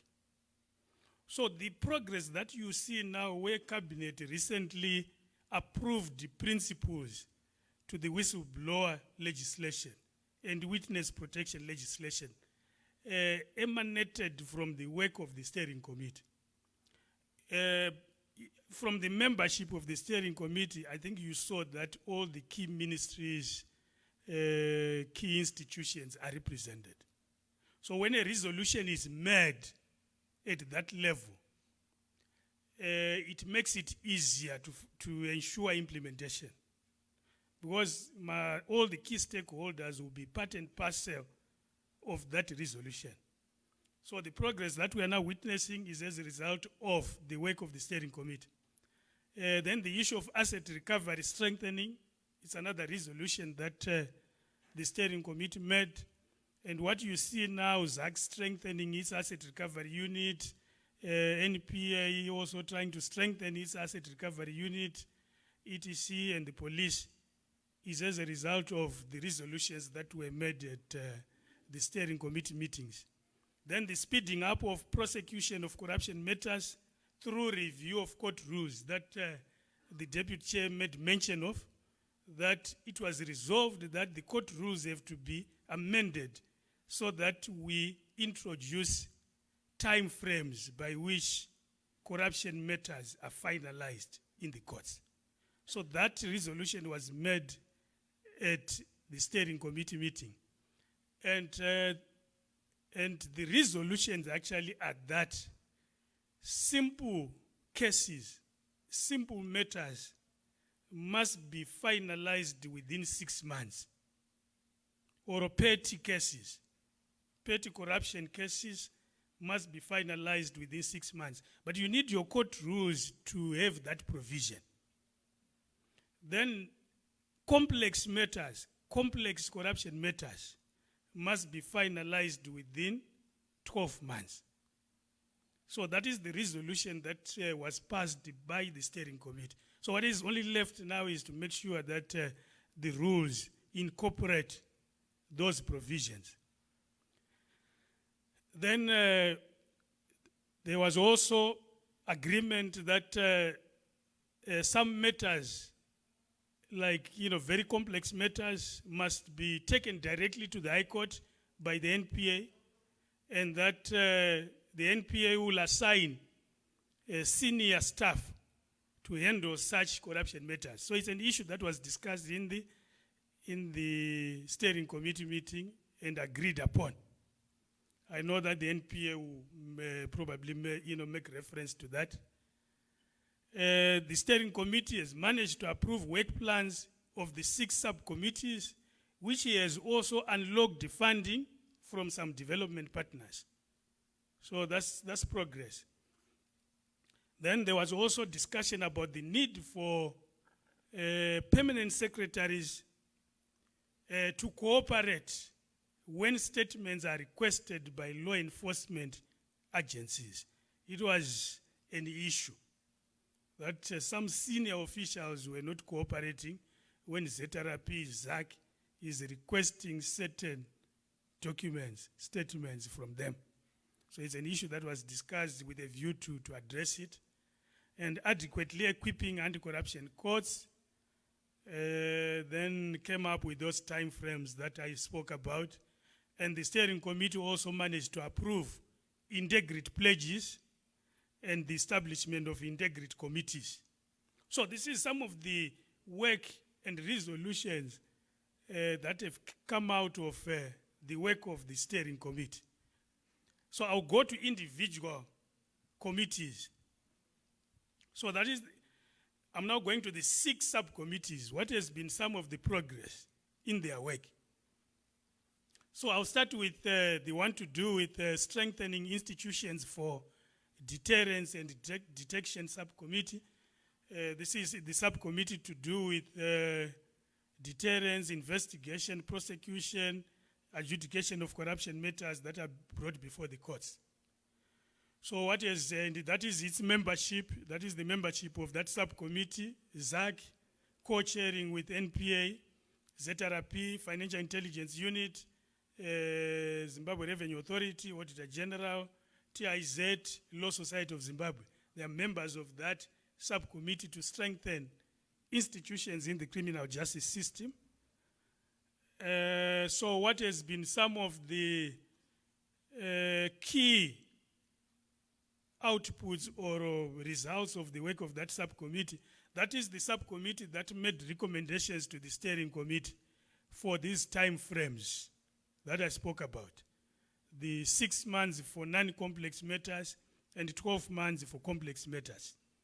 And the subcommittee is now spearheading joint trainings to cover those areas: forensic examination, financial investigation, data analysis, exhibits management, evidence gathering, docket management, intelligence gathering.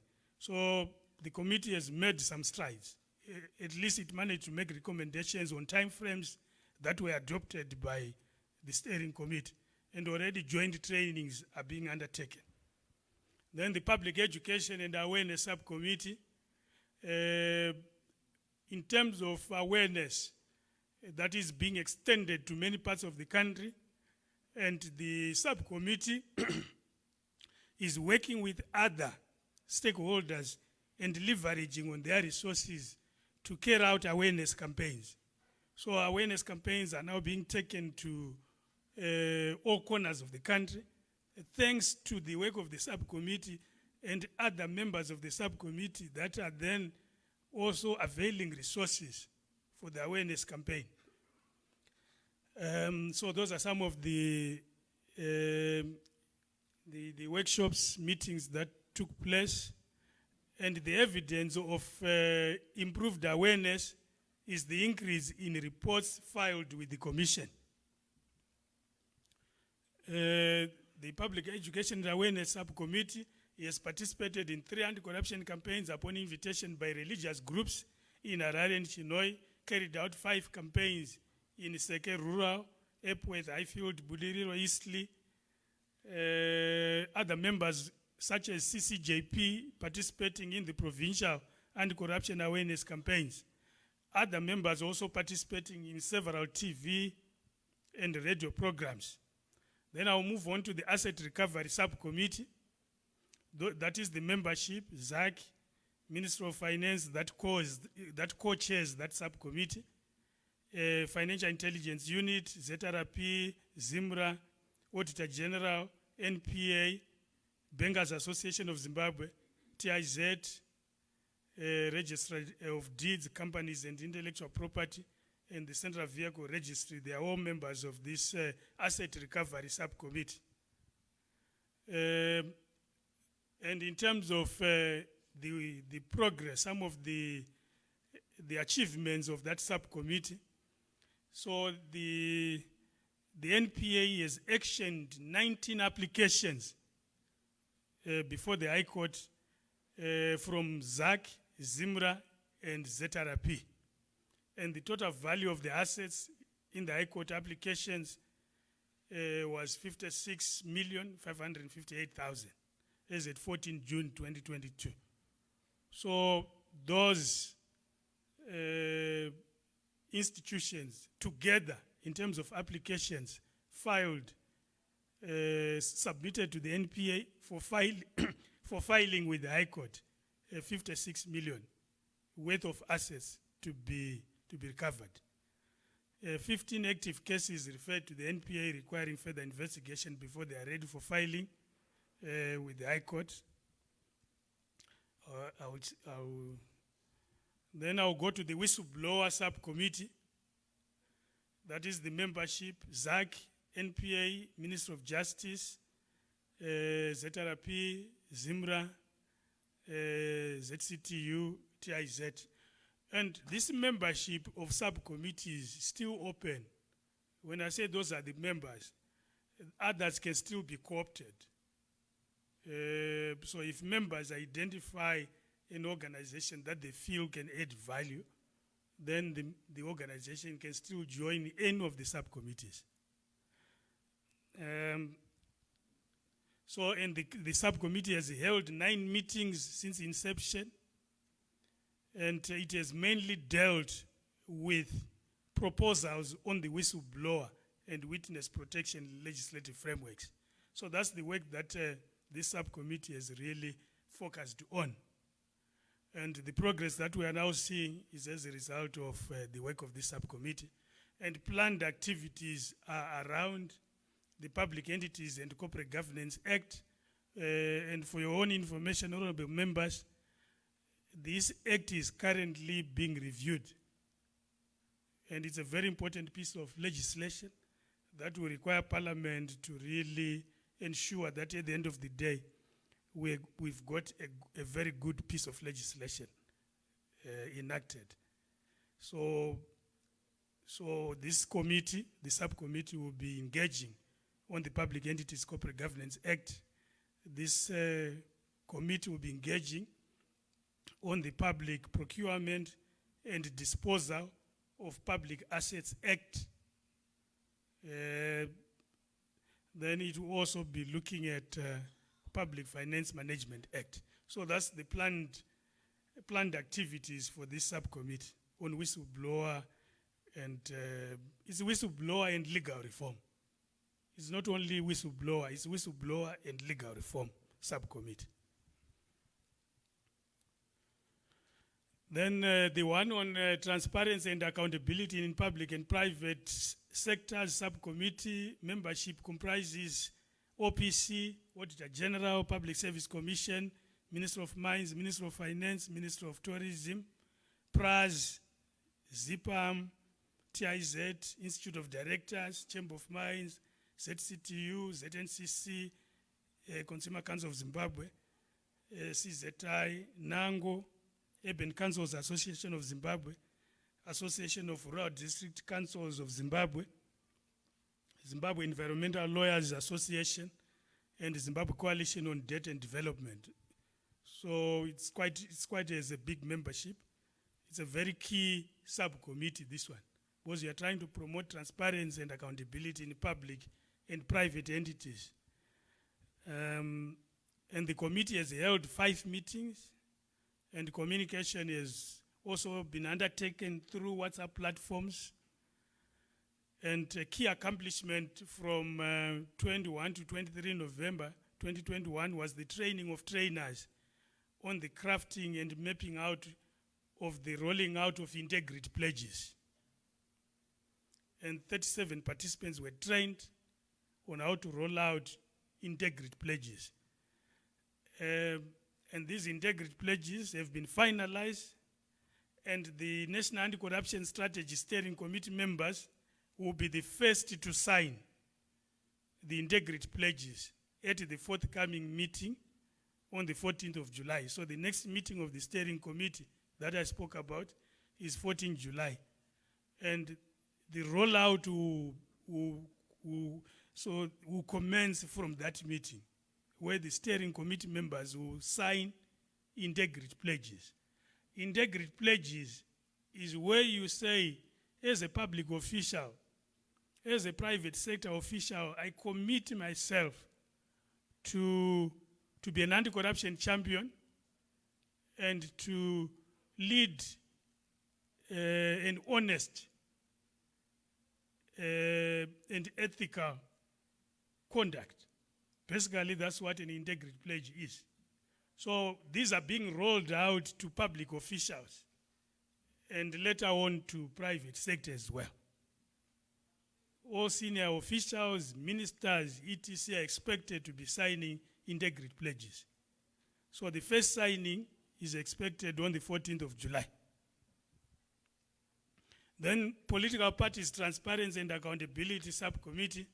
This subcommittee has met 5 times, but not much business has been transacted by this subcommittee. So we request honorable member, because this is a subcommittee of interest to honorable members here, because it's about political parties, transparency and accountability. Let's get this subcommittee active. So we need your support as parliament, as political parties, to make sure that this subcommittee becomes more active. Right, so I only have got 2 slides left. So for 2022, that's a mistake there, it's 2022. There are 14 priority areas that the steering committee identified for 2022. 14 priority areas. Don't worry about 2021, it's supposed to be 2022. So there are 14 priority areas for NACS. Empowering of citizens is a priority area. Anti-corruption training for personnel of public and private institutions, it's a priority area for 2022. Information campaigns on citizens' rights, a priority area for 2022. Supporting the role of the media in their reporting on corruption. Enhancing capacity of institutions in the criminal justice system, it's a priority area. Strengthening systems, procedures, and corporate governance in public and private institutions, it's a priority area for 2022. Making sure that legislation on whistleblowers is finalized is a priority area.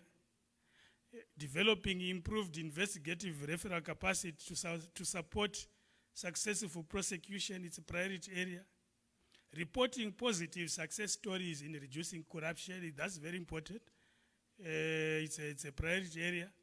Establishing a rapid response system to public complaints on issues that affect their daily life. So as ZAC and others, we also receive so many complaints, some of which are not corruption related, but there must be a mechanism to respond to those public complaints so that you inject more confidence in the public. So that's a priority, which is something that as stakeholders we can work together to develop.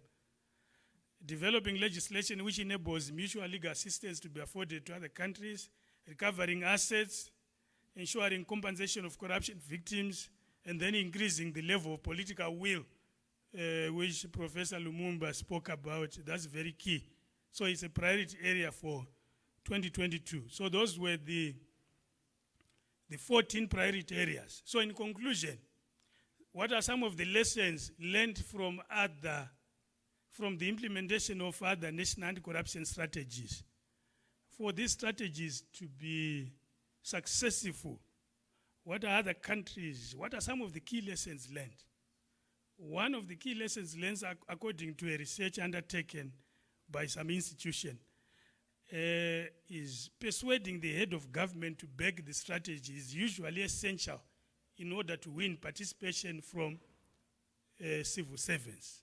So as long as there is political will at all levels of political decision making, it becomes easier to implement a national anti-corruption strategy.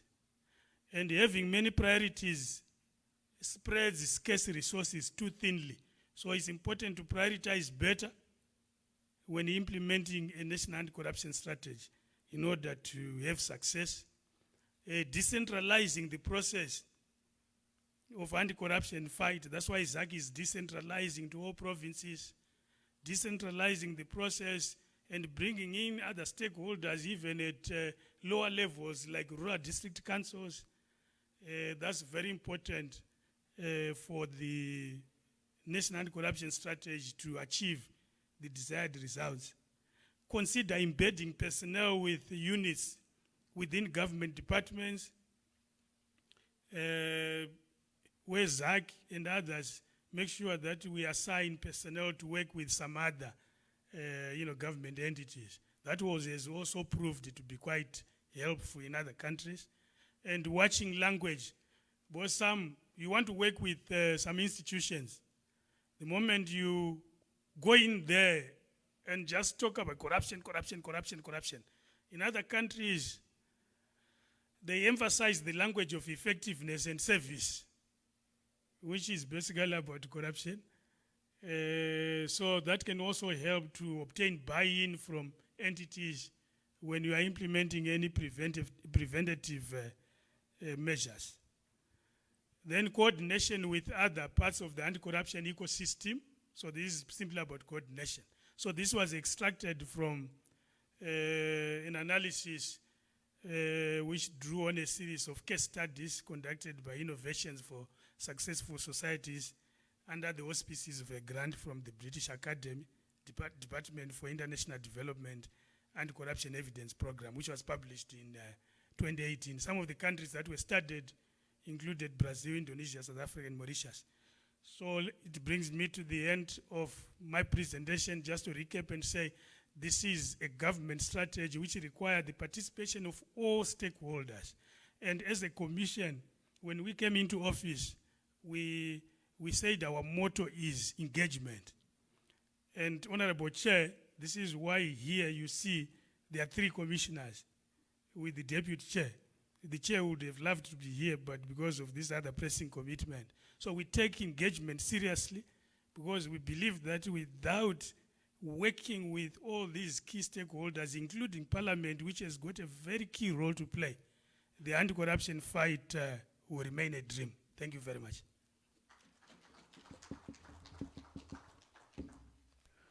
Well, thank you very much, Commissioner Makamure. It was a very long and insightful presentation.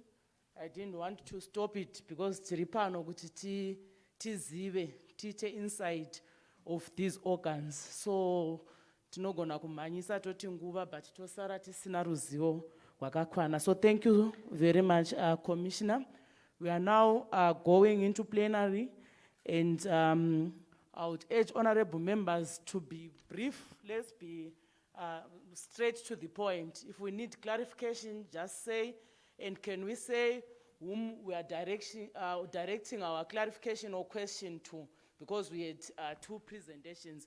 So I will start by Honorable Memory Mbondia, followed by Honorable B. Dube, that's Honorable.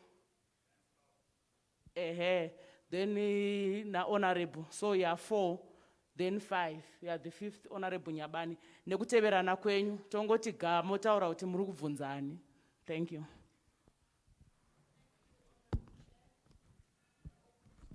Don't we have a roving mic? Secretariat, please. Thank you.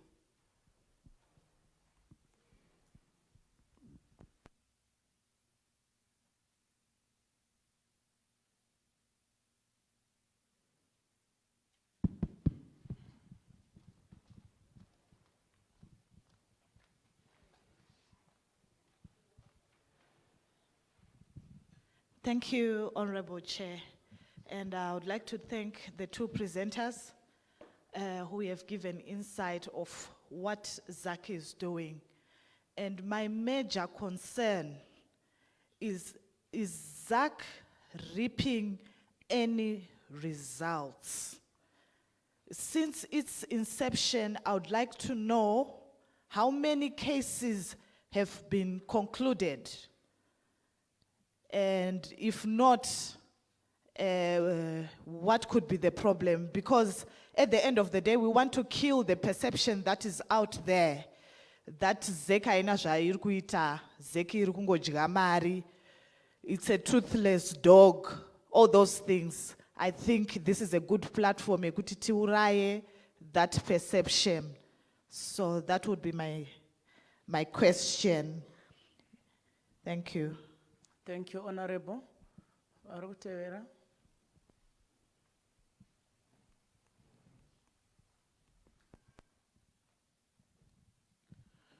I just want to know the scientific necessity for 6 months for petty corruption cases and 12 months for the serious ones.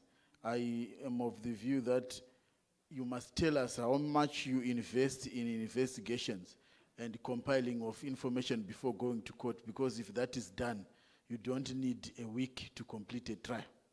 Then the second one relates to why are you not invoking the law relating to non-cooperation by senior officers? Because the law is already there and there is an offense of obstructing the course of justice. Why should it be a complaint when the law is there?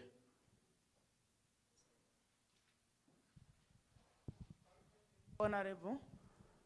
Thank you, Chair. My question is directed to Commissioner Makamure. I would want to learn the asset forfeiture process. To me, it appears it's rather too long. 2021, only one case of asset forfeiture. I'm not too sure why it takes so long for us to be able to go and recover assets after probably you successfully prosecute and get that order done. Then unexplained wealth. If you drive along Mrewa Road, just outside Pachisipiti, you see beautiful houses. Pachipukanya Makomu. Where is that money coming from when ZAC is so active? Thank you. Thank you.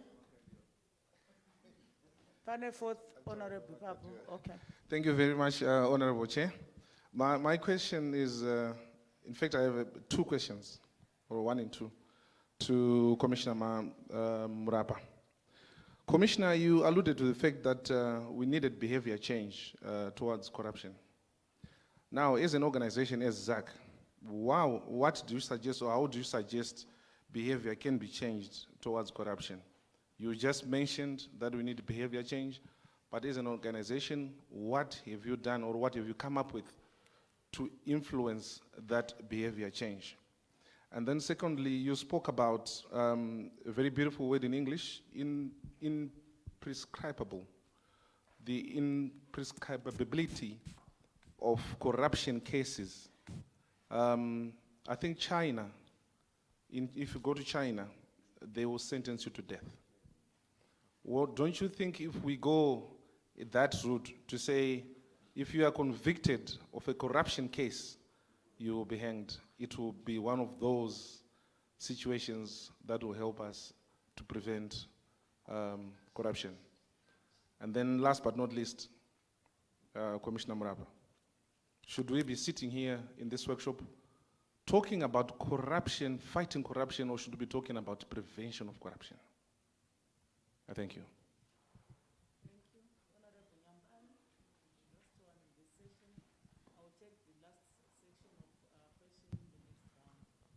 Yeah, Maitabasa Che. Ndada kubvunza spokesperson wa Makamuri. Mati mune 14 priorities area dzegore rino. Kana sikakanganisi tamuna June. Ndi api amakava so far. Ndi apa asara. Mukutaisa kuti anopera here. Two, Wamakamuri. Manga mtawa kuti pane pa political will. Mtawa zvokuti kana companies kana government vamwe vanoramba neinformation. Chinokutadzisaiwo ezek imimi ndimi makabata nyika kuti zvinhu zvifambe zvakanaka. Kuti mutawa kuti nhengi. Munongoita bracket. Ndamboerenga chimwe article chitaura kuti ma senior government chichi vari ku preventa chichi nenyaya yecorruption. Why munongoita taureka kuti Nyabani arambidza zvakadai. Zvinhu zvoita straight kuti zvobva pa straight kuti vanhu kuti varege kuramba vachidaro. Poezi zvakadaro zvinenge zvakungoita blanket kukufukidza vanhu vese. Kouya panyaya yeremuneration. Mungatiudze here kuti kana muchiti zaki iri kukonzerwa kuti hapana remuneration. Saka mungataura here kuti muzaki so far nokuti hamusi kuwana mari. Matowana corruption here. Imi mukufighta corruption. Saka tingatoti matowana corruption because neritu remuneration hatingati hapana basa rikiitwa. Ndatenda.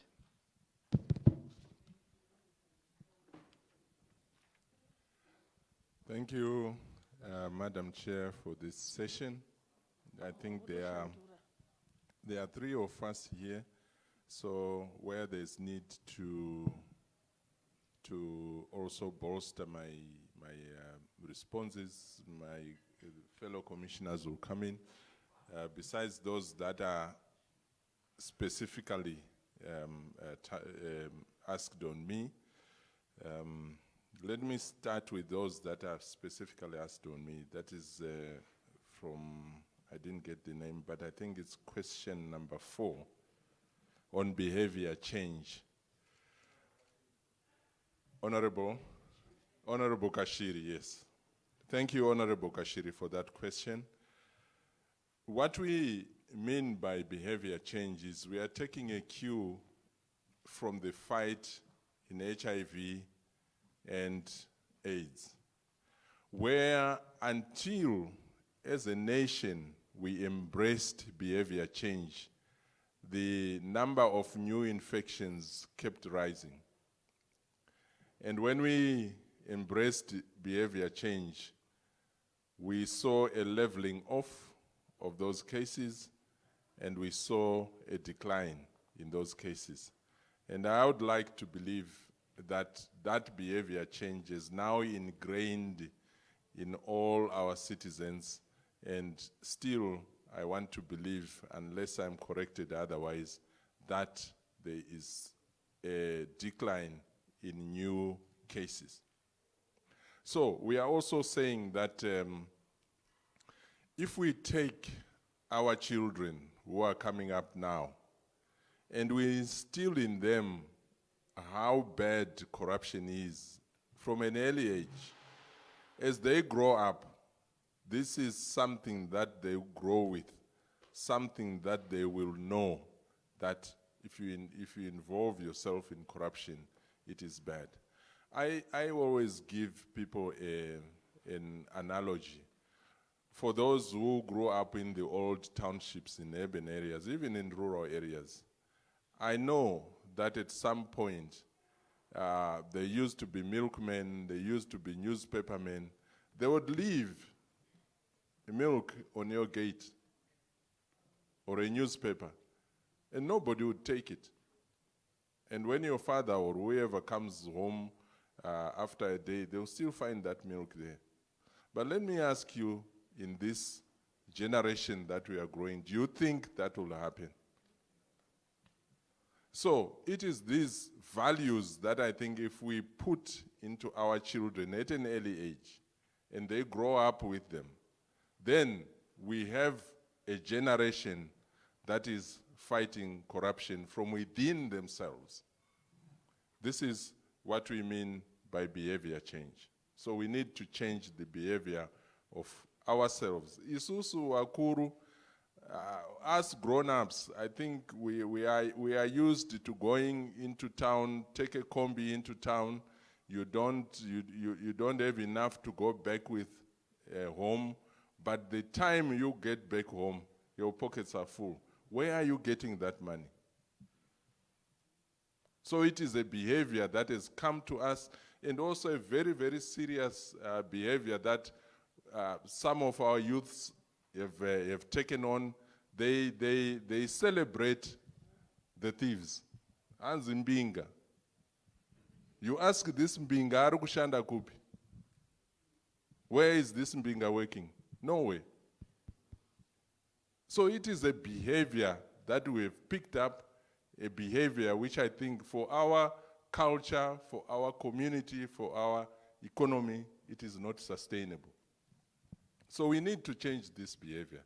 And this is exactly what as ZAC we are saying. If we can influence that behavior change, I think for our future generations, not for us, for our future generations, they might live in a, maybe not corruption-free, but corruption-reduced generation. Honorable Chair, point of clarity.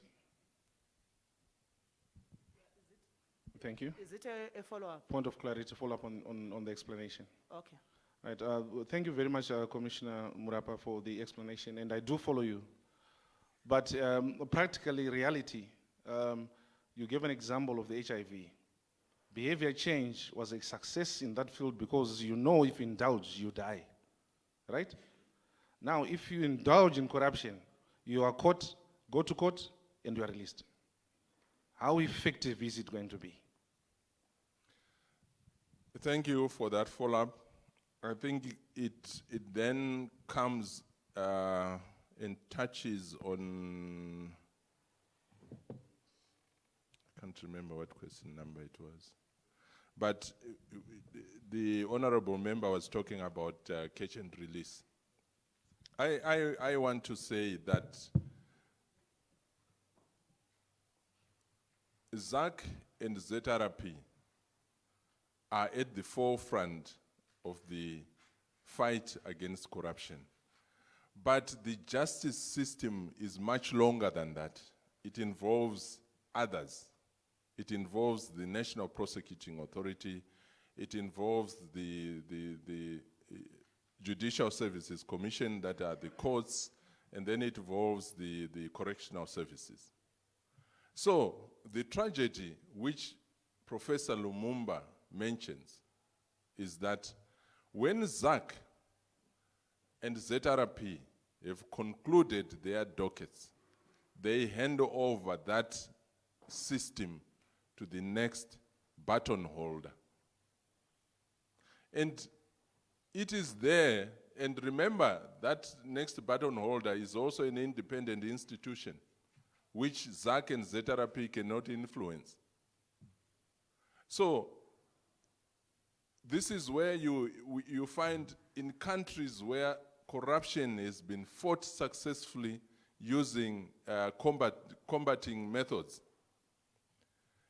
the same institutions that investigate also prosecute. Because then you take your matters, as Professor Lumumba said, with your flavor to the courts. Now, when you catch a person and then give your matter to the next institution, it is really up to them to interrogate it, to look at it, and to prosecute it the way they feel. And also, it is then also passed on to the JSC.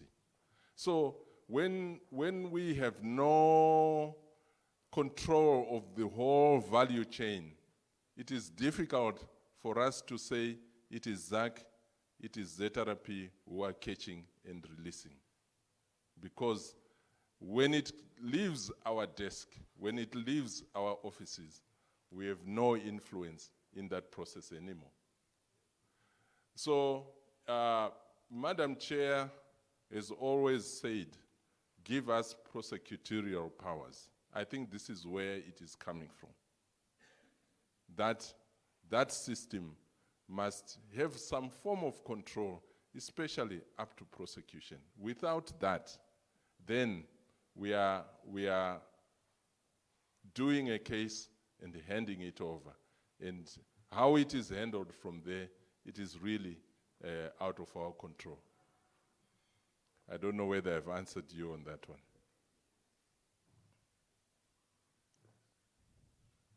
The other question that Honorable Kashiri asked is whether we should be sitting here fighting or preventing. I think it is both. It is both.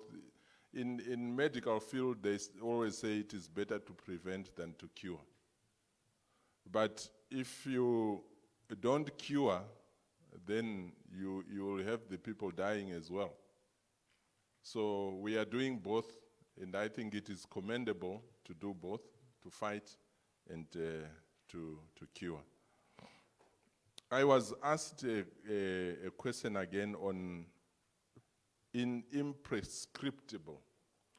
What this means is that when a matter is committed, it sticks. Prescription in this country, I think, lasts up to 20 years. That if you commit a matter if you had committed a matter in 1980, for example, by the year 2000, that falls away automatically. But we are pushing for, if you commit a corruption matter and you go and hide in South Africa and you come back after 21 years, you still come and face your matter. This is what we are saying. It should never be removed from the books. It must remain alive for as long as you are alive. So this is what we are also calling for, that corruption matters should not, after 20 years, and say, they've been taken over by the law of prescription. I think I'll give over to Commissioner Makamure. I think there were items that were asked, unless Honorable Bondia, you asked about concern on any results that have been concluded. Yes, I think I partly answered your inquiry, Madam. It's only because of the system that is currently prevailing that we take matters to the NPA and they will sit. I think at one point we had 300 cases that they were sitting with, and it had not been either set down or even gone to court. So because ZAC and ZRP are at the forefront, we are the visible ones. But the value chain goes further than we are. I don't know whether I've answered you there. No, we have results. Our results, for example, in 2021, we wanted to do 180 cases. We surpassed that by 195, fully completed dockets, handed over to the NPA. And what the NPA does now is not ours. Thank you.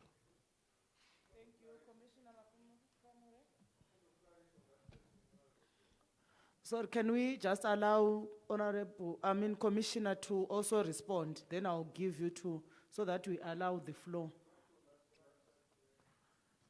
Honorable Kashiri, can we allow Commissioner Makamiro to respond? Then I'll give you also the time to come back to, so that we manage our time. Okay. Mike. Staff Muripiko. Mike, kuna commissioner. No, the mic will come to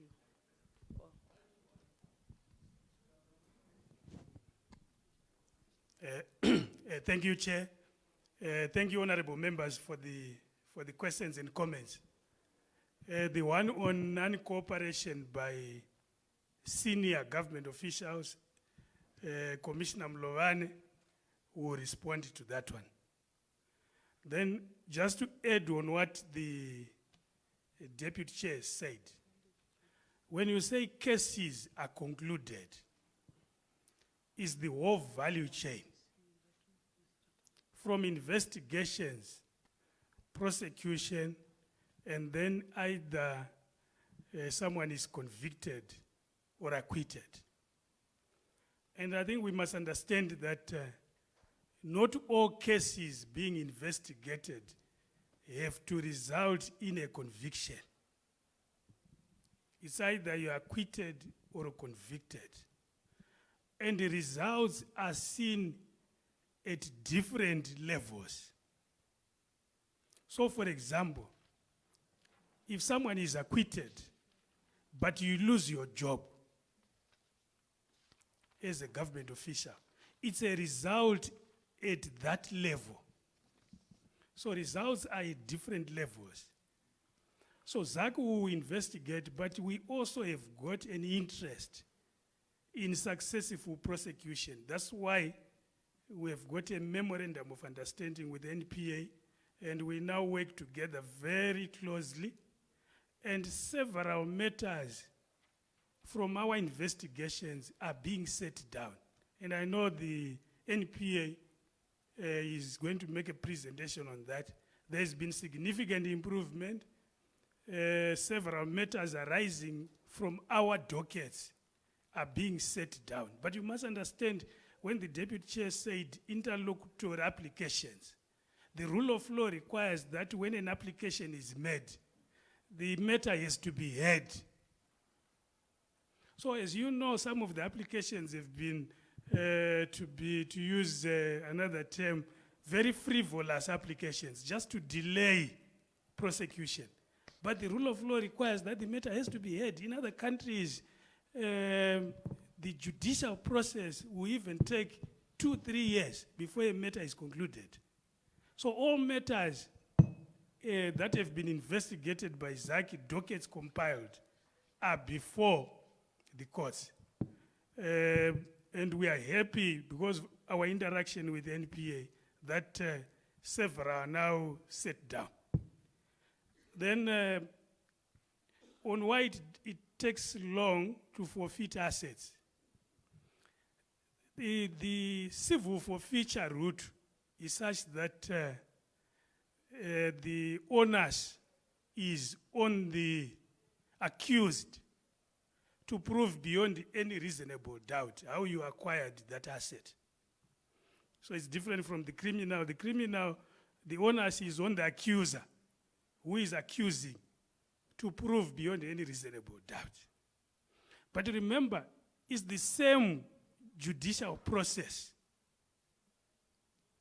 Right? It's the same judicial process. So if an application is made to the High Court, someone can appeal, and the appeal has to be heard. So that can also delay conclusion of the matters. Then if you look at the objectives of NACS, one of the major objectives is to strengthen institutions in the criminal justice system. So, and when we say that it's a priority area, it's because we want to speed up processing of cases. So this is where we must work together with members of parliament. You have a responsibility to make sure that the institutions that are accountable to Parliament, are capacitated. And this is why we are here. So that we address that problem. This is why we come here to also engage. And then say, we have my issues, a capacity. So let's work together to make sure that NPA, our courts, ZRP, ZAC are adequately capacitated so that we speed up these cases in the courts. So to answer, it's very clear. You have to go through the same judicial process to forfeit assets. So what we have done is to recover. So there is the recovery, then forfeit to the state. So you have to go through the judicial process. But you must appreciate when he gave the statistics, last year, 7 million worth of assets applications were submitted to NPA, which then files with the High Court. You know how the law works. The ZAC will only investigate. We don't file with the High Court. It is the NPA which is going to file an application with the High Court. This is where we also want to request Parliament to ensure that the money laundering law is amended so that ZRP and ZAC also become enforcement authorities for the Money Laundering and Proceeds of Crime Amendment Act. At the moment, we only investigate, we go to NPA to then file an application. It would be easier if we could also just file an application directly with the High Court. Then we will speed up the process. So that's what we are talking about, that let's look at the money laundering law so that we also become enforcement authorities. Then China, death sentence, that's the Chinese, but if we can also push for custodial sentences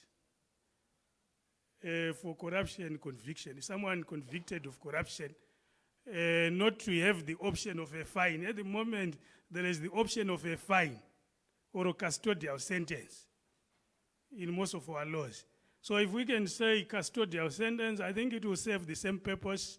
The Chinese are doing it their own way, but it's a matter for debate. You are the lawmakers. If you want the laws to have a death sentence, we leave it up to you. Subject it to public debate. Find out what your constituents are saying on that. And then you make the law. Then 14 priority areas. When we say 14 priority areas, we are saying 14 priority areas to work on. To work on. And there is significant progress in those 14 priority areas. The whistleblower law, as you know, principles were approved. And the Minister of Justice is now drafting the law.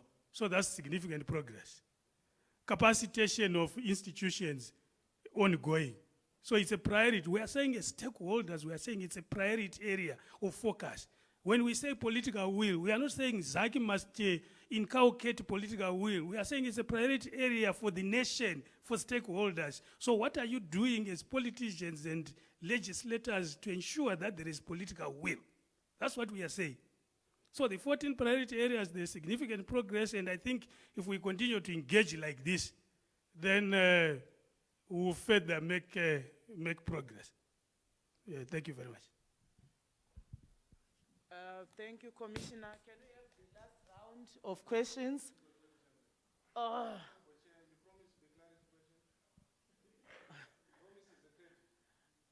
Honorable Kashir. Okay, Thank you, Veneris. Okay, it's okay, you can hold your mic. So we'll start by Honorable Chimbaira, followed by Honorable Chikukwa, followed by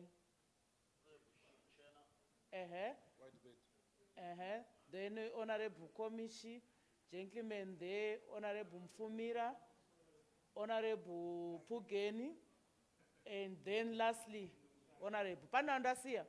Can we try to be brief? And it. Yeah. Yes. Thank you, Honorable Chair. I want to go back to Commissioner Murapa. Commissioner, school me here, not only me. I think most of us would want to know what I want to ask here. When when there is a complaint from a client, so let's say for instance, there's an issue at Zenara, and then ZAC moves in to arrest. We arrest to prosecute, looking forward for a conviction. Is that correct or wrong?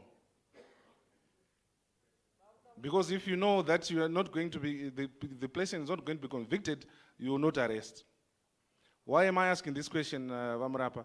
Because when you arrest, you then raise a docket, which you hand over to NPA, and then at that particular moment, you wash your hands. Then NPA takes over to the courts. Already, the idea is diluted, because the arresting authority and the prosecuting authority will not have the same drive. Why don't you second your investigating officers to NPA so that they also can help NPA to prosecute in court? Then you'll have more convictions or more positive results. It's a question and a suggestion. Thank you.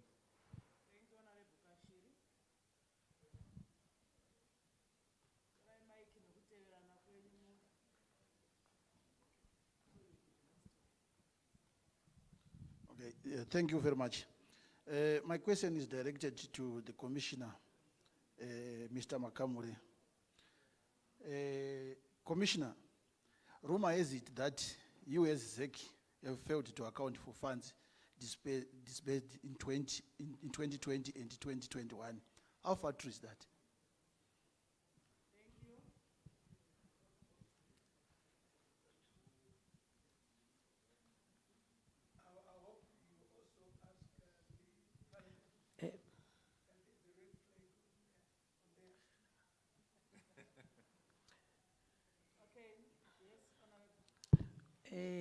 My question is to Commissioner Mrapa.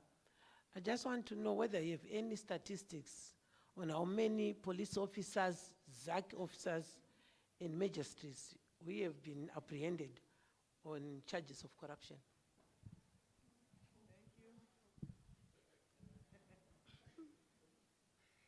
Thank you.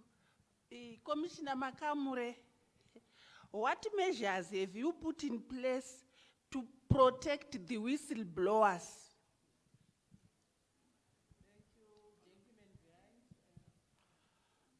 Maita basa chair.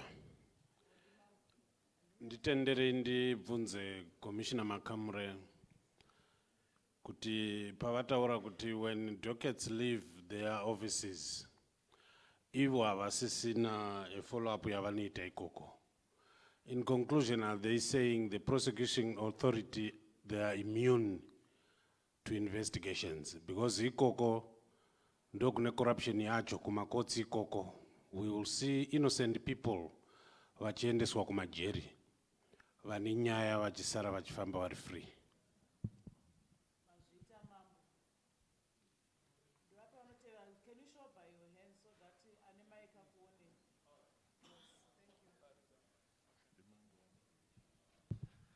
I know that I might have come much earlier than you had said, but when you get a chance, you must grab it. Thank you, Chair. Thank you, Zach, for coming through. I held a view, and depending on your answer, I may still hold it. I held a view that we are going after carpenter. You know those tiny fishes.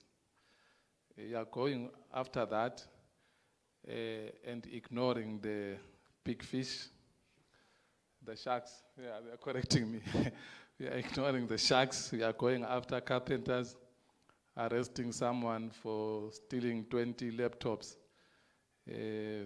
When there is that Pomona deal and you are not coming up to tell us why such a big tender, why such a big deal was done without going out to tender and all those things. So when are you going out for the sharks while he's catching the carpenters at the same time?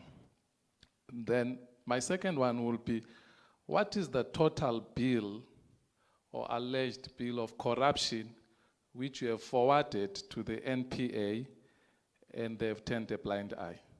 So you said you investigate, conclude, and then forward. So it will be How much is it? 1 billion, 15 billion, 2 million? How much have you forwarded?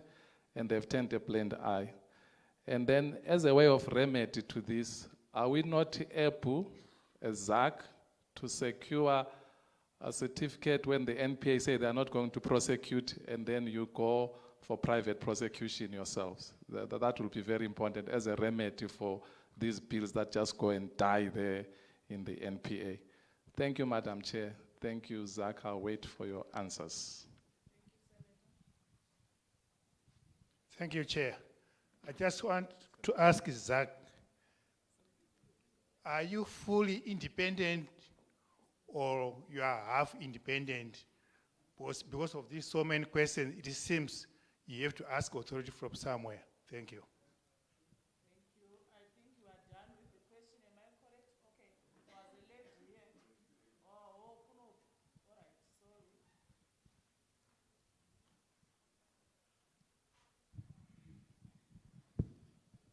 Thank you, Chairman.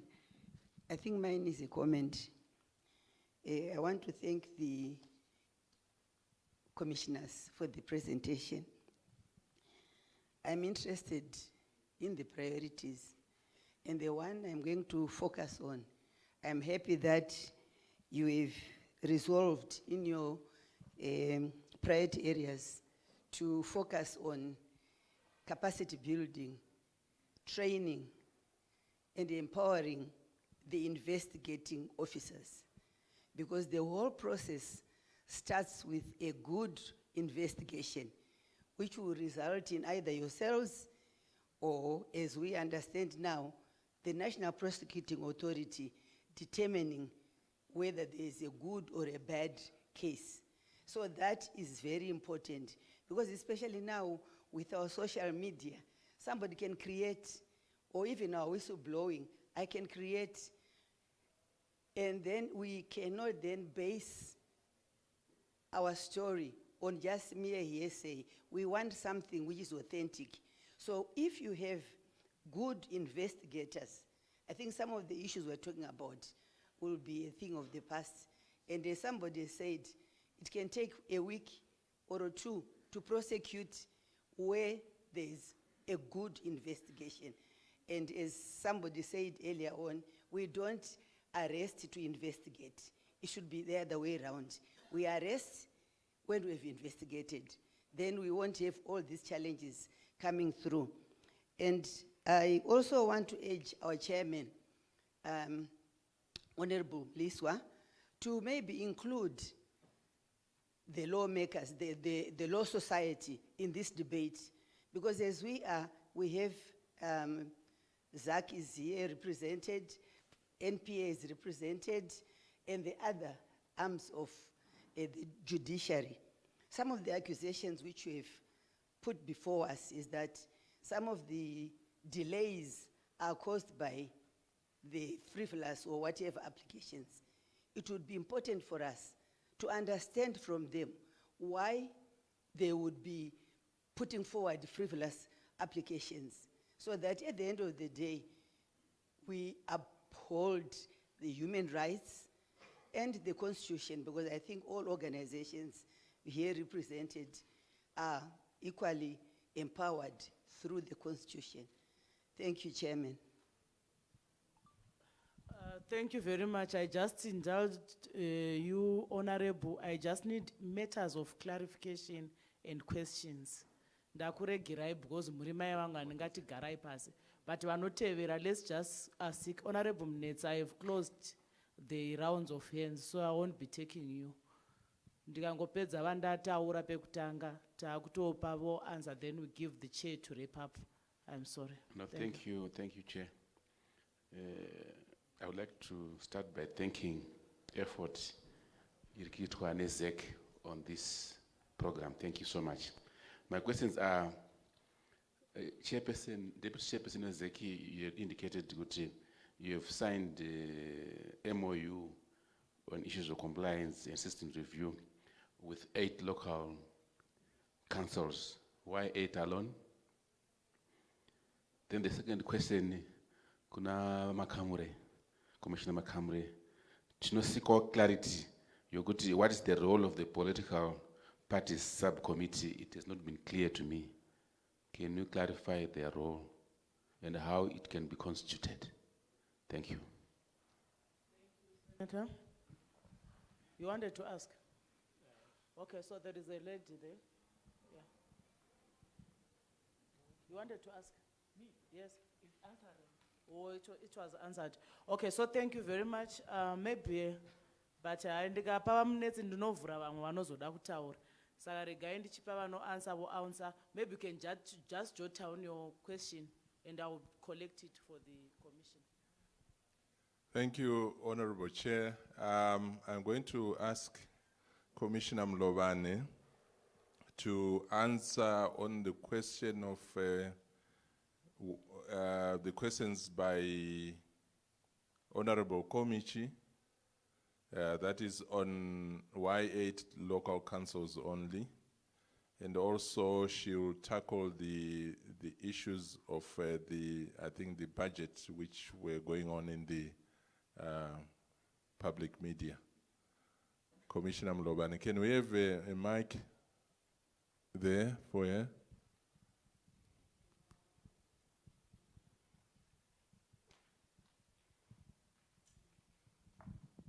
Thank you, Deputy Chair, and all protocol observed. I'm going to take, or maybe first of all, I will answer the question that was raised on why we are not invoking the law on senior officials that do not cooperate. I just want to highlight that the reason where we require senior officials to testify, it will be to provide, the case will be requiring that they be a comparison with between what the accused person would have not done or done compared with what is on their job description or what the policies say. In most cases, we have established that sometimes the senior officials delay in coming with the directives or the policies that support the case that Zach would have been presenting. And we observed that that was happening quite frequently.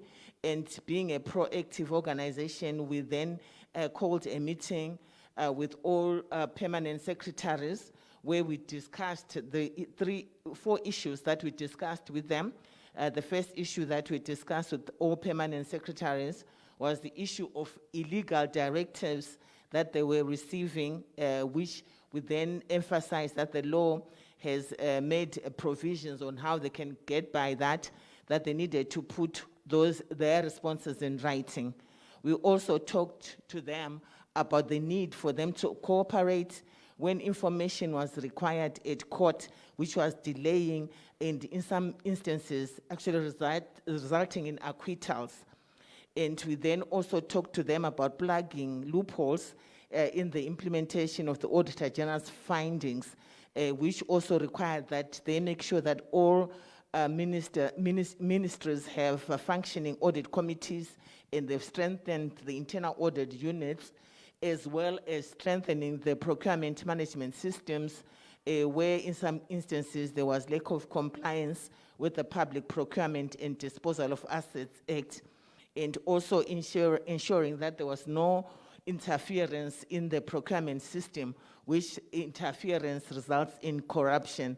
And finally, we then discussed with them the need for us to cooperate, and we provided them with a corruption prevention toolkit with policies which incorporate anti-corruption aspects, because currently very few policies in the public sector incorporate those anti-corruption issues. And the reason why it was very critical for us to ensure that the senior officers cooperate is that if they do not cooperate, or if they come into court with information that is not adequate, they might actually be hostile witnesses. In other cases, actually supporting the witness, supporting the accused in some cases. And we also say that since they are experts, their expertise is required. We've had a situation whereby we could then subpoena them to court. So there are issues, there is the law that actually helps in that regard. Then coming to the question of funds that were not accounted for, which was in the media, I think it's about a month or so ago. The facts were, what was presented is actually factual. It's not that it didn't happen. It is actually factual, but it then gave the impression that it was something that happened recently. When we came into office in 2019, we found that unfortunately the audited financial statements were only going as far back as 2011. So we needed to then make sure that we bring the audited financial statements up to date. So 2012 to 2017 was then completed, the accounting part of it was then completed and then audited, and the audit report then got into the Auditor General's 2019 report, which is then what came in. So what had actually happened is that the accountants at the time who did the 2012 to 2017 removed from the balance sheet in the asset registers buildings, 3 buildings, they removed them from the balance sheet without following a proper procedure. And as a result, then our balance sheet had a hole of $2.4 million US, and which we then corrected in 2019. We passed a resolution as a commission that those properties needed to be reintroduced back into the balance sheet properly. So you find going forward, our financial statements will be reflecting the correct position. When it comes to appropriation accounting, which is where we account for the amounts we have received from Treasury, we are up to date and we are accurate. But in this instance, it was an issue of accounting not properly being done. So that is how I can answer that. I want the public and the honorable members to have comfort that not even a cent was misappropriated. It was an issue of poor accounting or maybe lack of knowledge in terms of accounting, and also a poor oversight, which we have improved by making sure that not only ZAC is competent to do that, but we also share our knowledge and experience across the board. So that is what I can say. And then to answer the last question that I was asked to provide answer on why only 8 local authorities, is because we carried out compliance checks and systems review at the time to 10 local authorities, and we were only able to then get the 8 to come in and sign implementation matrices where they agreed to implement the recommendations that we had put forward, which recommendations would ensure that their systems would be strengthened. That is all I can say. Thank you.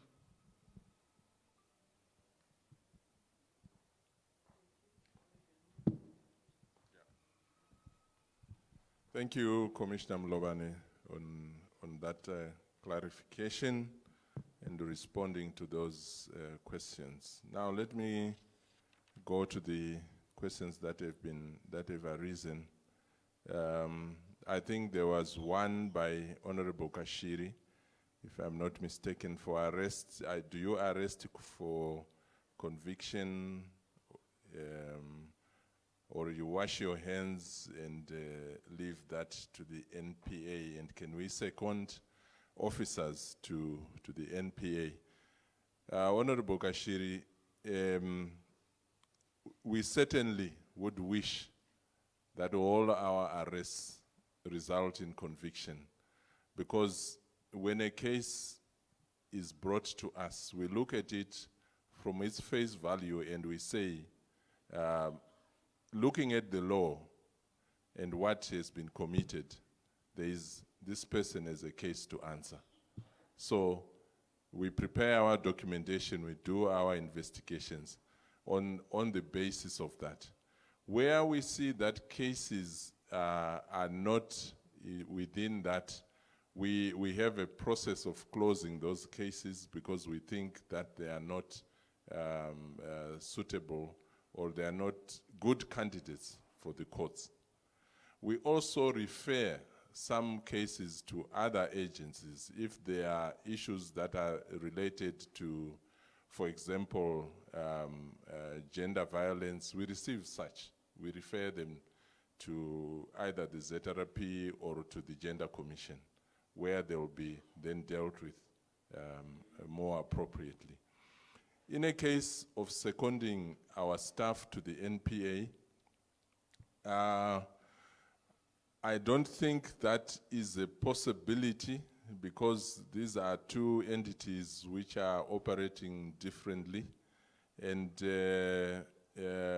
it's not something that we've thought about, but not because we cannot think about it, but there is no possibility of that happening, that when a person has done a docket, then you second them to the NPA so that they go for the prosecution.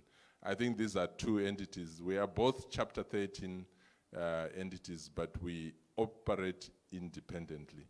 So this is where you find Commissioner Makamure was talking about prosecutorial powers, and also Professor Lumumba emphasized that where there's been higher successes in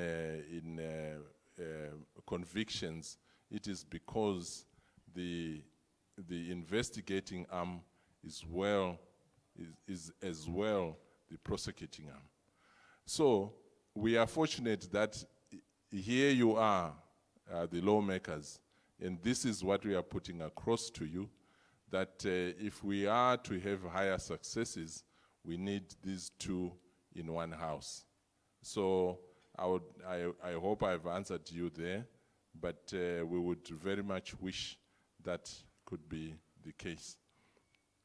Whistleblowers protection, I think the question related to how many ZAC officers or ZRP officers and magistrates have been accounted for in terms of corruption. I cannot speak for ZRP, neither can I speak for magistrates, but I can safely say within our own cadres, there are members of the ZAC that have been sent home for issues related to receiving bribes, various cases of corruption, and so on and so forth. So we are very much alive to that, and I must say that the Commission does not tolerate amongst its members. By members, I mean the commissioners as well as the Secretariat. We do not tolerate such behavior. When such is observed, there are processes which are instituted to correct that situation. So I cannot talk about ZRP or magistrates. I see there's a representative from the Commissioner General. I'm sure they can give you statistics on that one. Whistleblowers protection, yes, we've got some protection that we can offer under Section 14 of the Anti-Corruption Act, but it is not comprehensive. It is not comprehensive, and this is why, as Commissioner Makamure has stated, that the NACS is going all out for a much broader and a much more tight whistleblower protection as well as witness protection framework.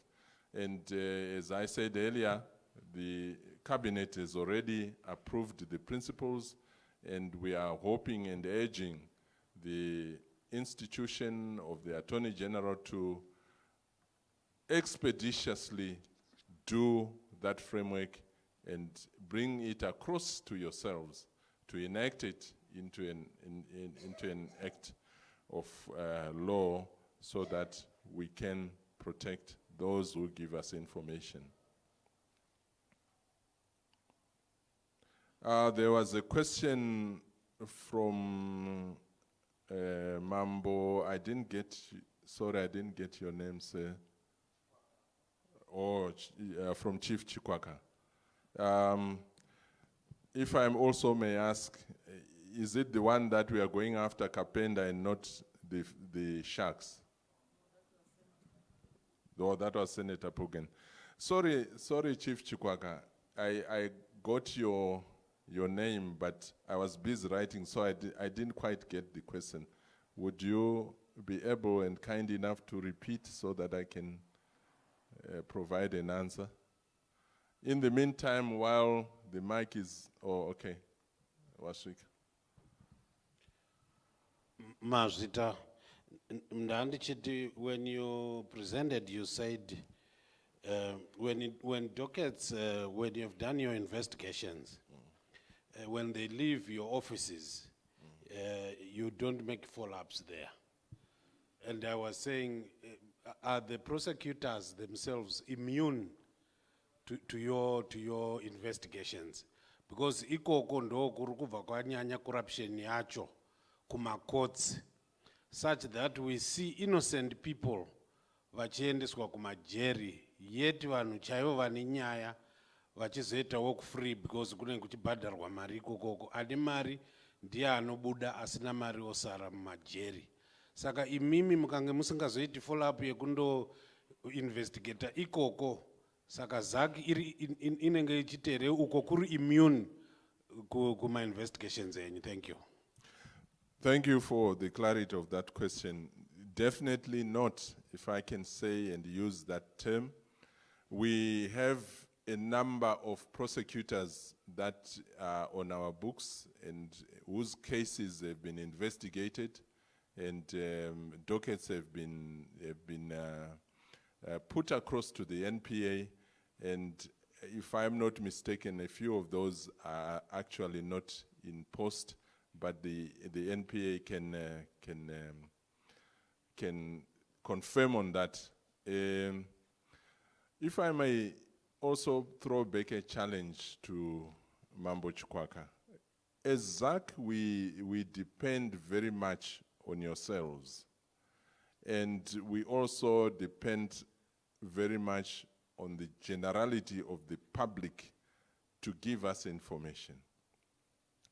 When you see the sharks paying out money, and you've got information on that, please let us have it. We are not shy to prosecute, to investigate anyone. We are not shy to go after them. Give us that information. We will go after those sharks. When we were sworn in by His Excellency, he was very clear. He was very clear that there is no one in this country who cannot be investigated. He was very clear. And we know, according to the Constitution, there is only one person who cannot be investigated in this country, and that is the sitting president. And he was very clear about that. So when you get such information to all of us, honorable members and members of the executive who are here, government officers, public service, let's give that information to ZAC. We should not hold back, and we will investigate it. I hope I have answered that one.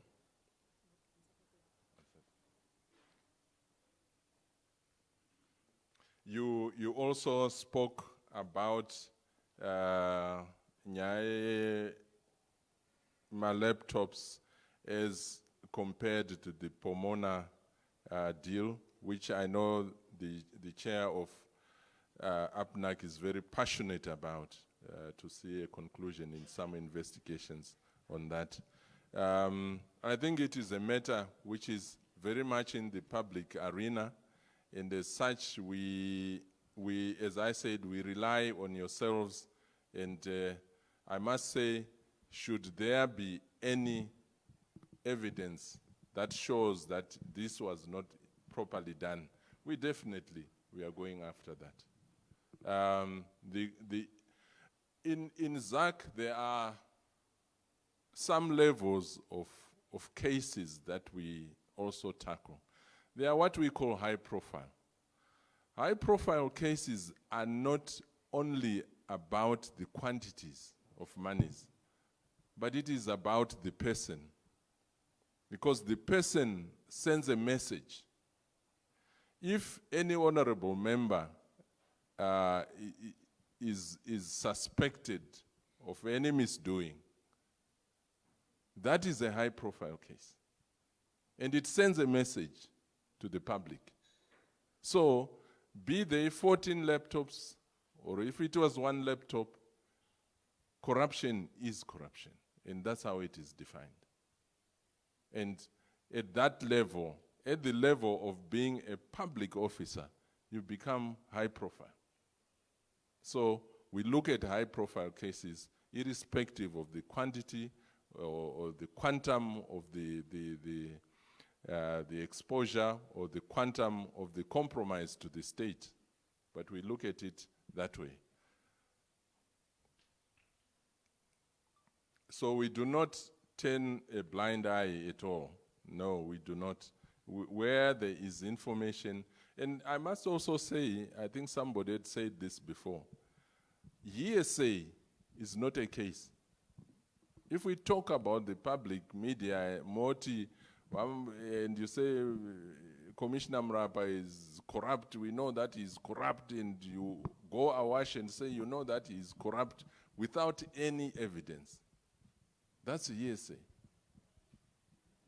When you take a case to the NPA, they look at your docket and they ask you, where did you get this? And you say it was everywhere on social media. Everybody has been talking about it. Yes, people have talked about it, but where is the evidence? That makes or does not make a case. There is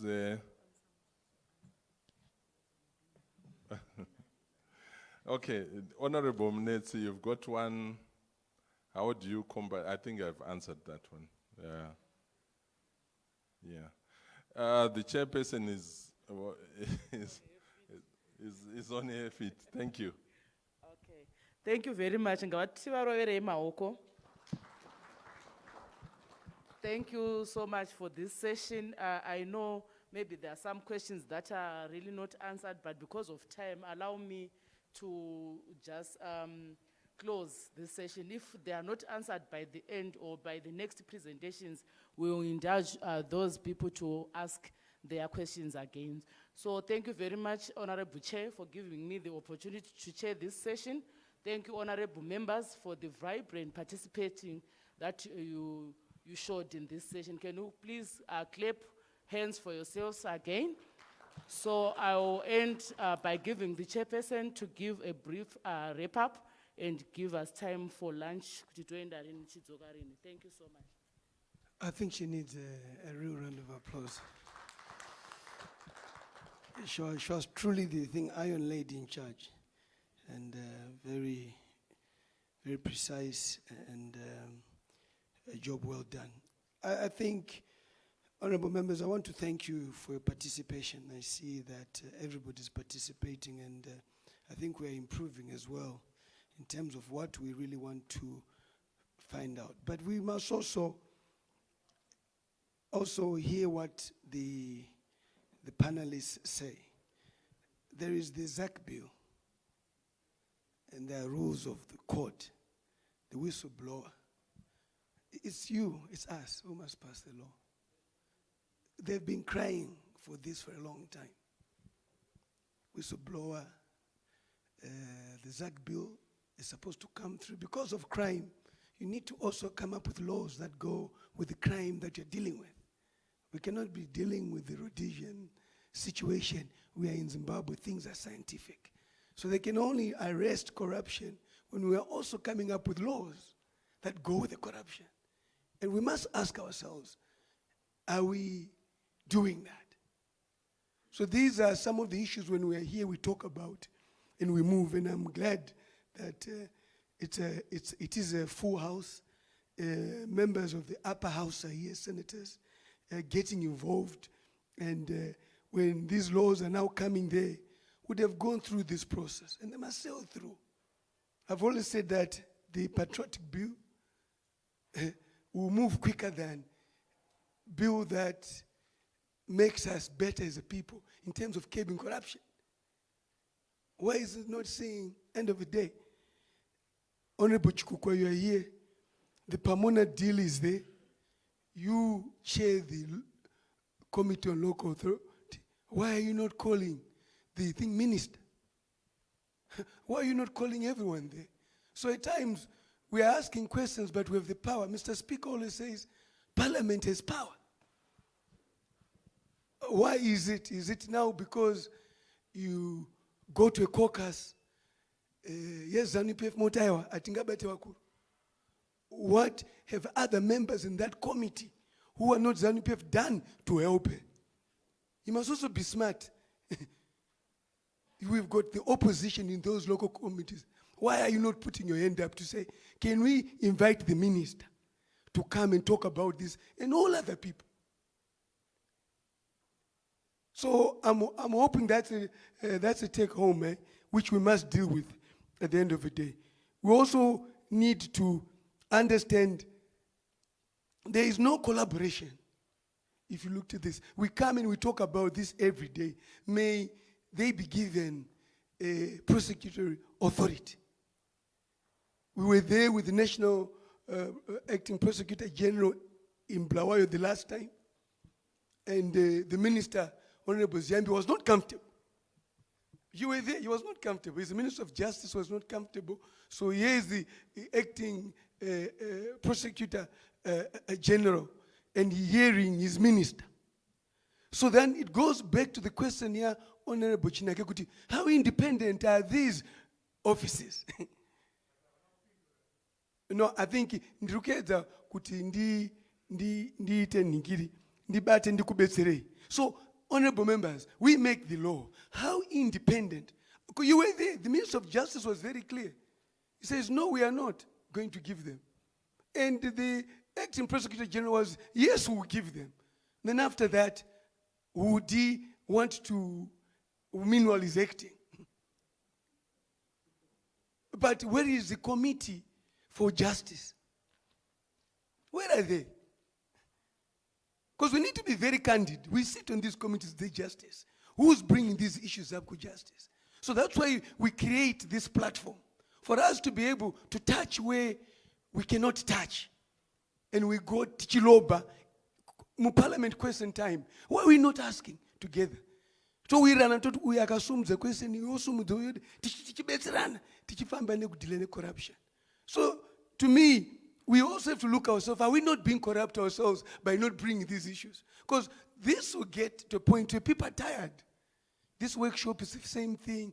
Members of Parliament come there. What are they doing? What are they taking in Parliament to arrest corruption after this? The Law Society, Honorable Mfumira, I think it was good as well. The last time we were in Kenya, those who went on the benchmarking, the director of the Ethics Anti-Corruption Committee, he stood there and he told us, there is a case that just ended which he was pushing 10 years. If you remember, honorable members.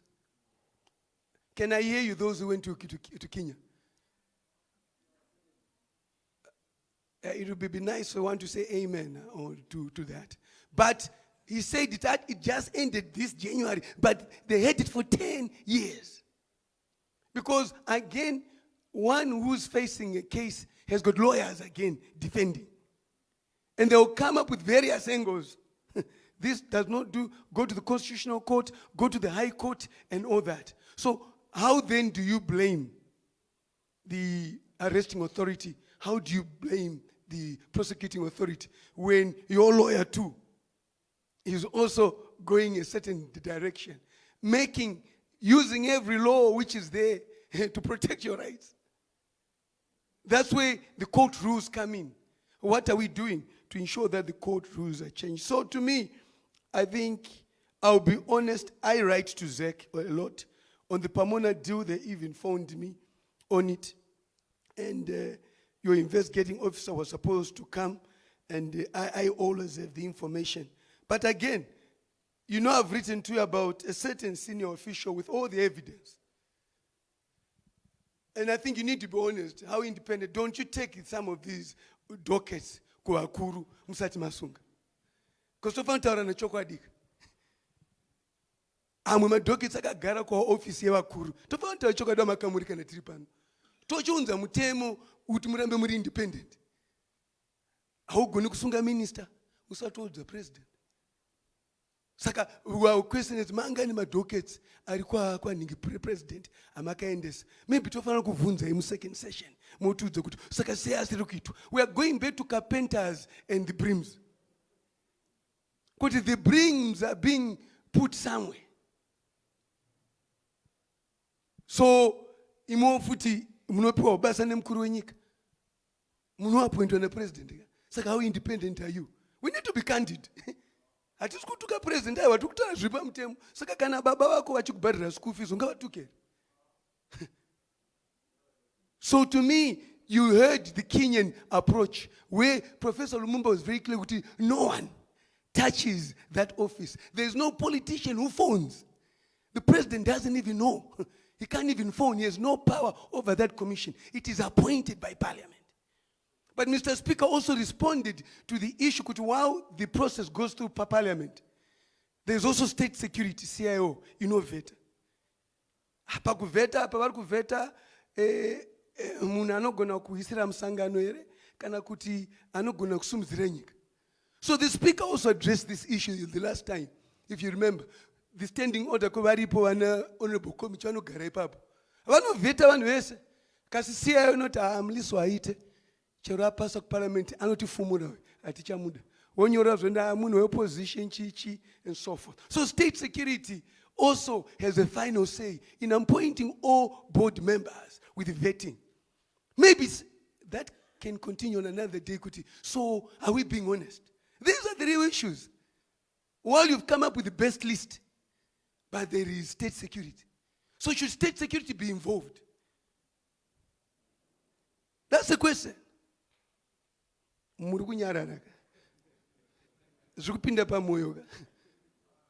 So I thought that OPC, finally, the office of the president and cabinet, Honorable Due, we've spoken about it before, that why are they not coming? Dr. Mishek Banda is in charge for monitoring and evaluation. But nobody wants to touch that office. Maybe they are worried because it's written office of president and cabinet. But is it not subject to scrutiny? Is it not subject to oversight? Matenda, esamnutara, anuvoke. But as parliament, we have not done our role in calling them to say, your responsibility is to monitor and to evaluate. But how come the Auditor General's report is pointing on all these issues? Saka murikuiti chima office. Ambassador adzingwa basa aritaya ndiko kwa vanopakwa ikoko imari anenge ari permanent secretary. Permanent secretary anenge ariko. Tell me, how many permanent secretaries are in the office of the president and cabinet? Doing what? Public accounts. We are the ones who pass the budget for them. But doing what? So to me, these are the real issues, honorable members. For as long as we don't take them on, and we're not prepared to take them on, we must just close the shop and say, ngatisiyane nazvo. Because tiramba tichiuya kunoku. Machamene makommittees aripo panapa. Tiendere munotitirawo basa. Praz iripo yauya. Because the office, Praz, falls under the vice president. I'm talking about the law and just go to Kamun. So how can they make a decision when they report to the vice president? Who's the executive? So there is no independence. Honorable Chinake, Constitution yedu ngati chinje ipapo so that zvirambe zviri pane independence yema institution yese. Ingoni chapter 13 we're independent, hapana independence. For as long as you are reporting to the executive, there's no independence. Kenya, even the minister does not bring a bill to parliament. It's the member of parliament Minister anogumira kukomiti ovunzwa iwe uchienda nebill unopasa mutemo wega. Minister haatenderwe kana kutaura. So we must also learn from Kenya how they've managed to remain independent in terms of their execution. I want to thank you for this session, and this is just food for thought so that we really interrogate, because at the end of the day, this will become a talk show. It will become a talk show. Same question, the carpenters, the brims. The carpenters, the brims. We cannot continue. This is the last time we are going to discuss about the carpenters and brims. I've said, finally, I keep saying, can we call the president to parliament and ask him all these questions here? What are the challenges? What are the successes? What are the challenges? Your Excellency, your State of the Nation address, you spoke about corruption, but still, we see that people are impoverished because of corruption. What are the challenges? So if we're not prepared to follow our constitution and go by the constitution, we'll be known as the worst legislators ever, who spoke and never did anything. Thank you very much, honorable members. We are going for lunch. We are coming back again. The next session, the very same authorities that were mentioned, chapter 13, will be here to present. And all we want is, what are you doing about corruption since you've been in office? So that's the next on the agenda. So may you enjoy your lunch. It is, if we can have a quick lunch, at least 30 minutes, 2:30, if we could be here, I think we'll be okay in terms of the program. From what I'm seeing from the program in terms of time, I think we'll be on schedule. Thank you. Enjoy the lunch.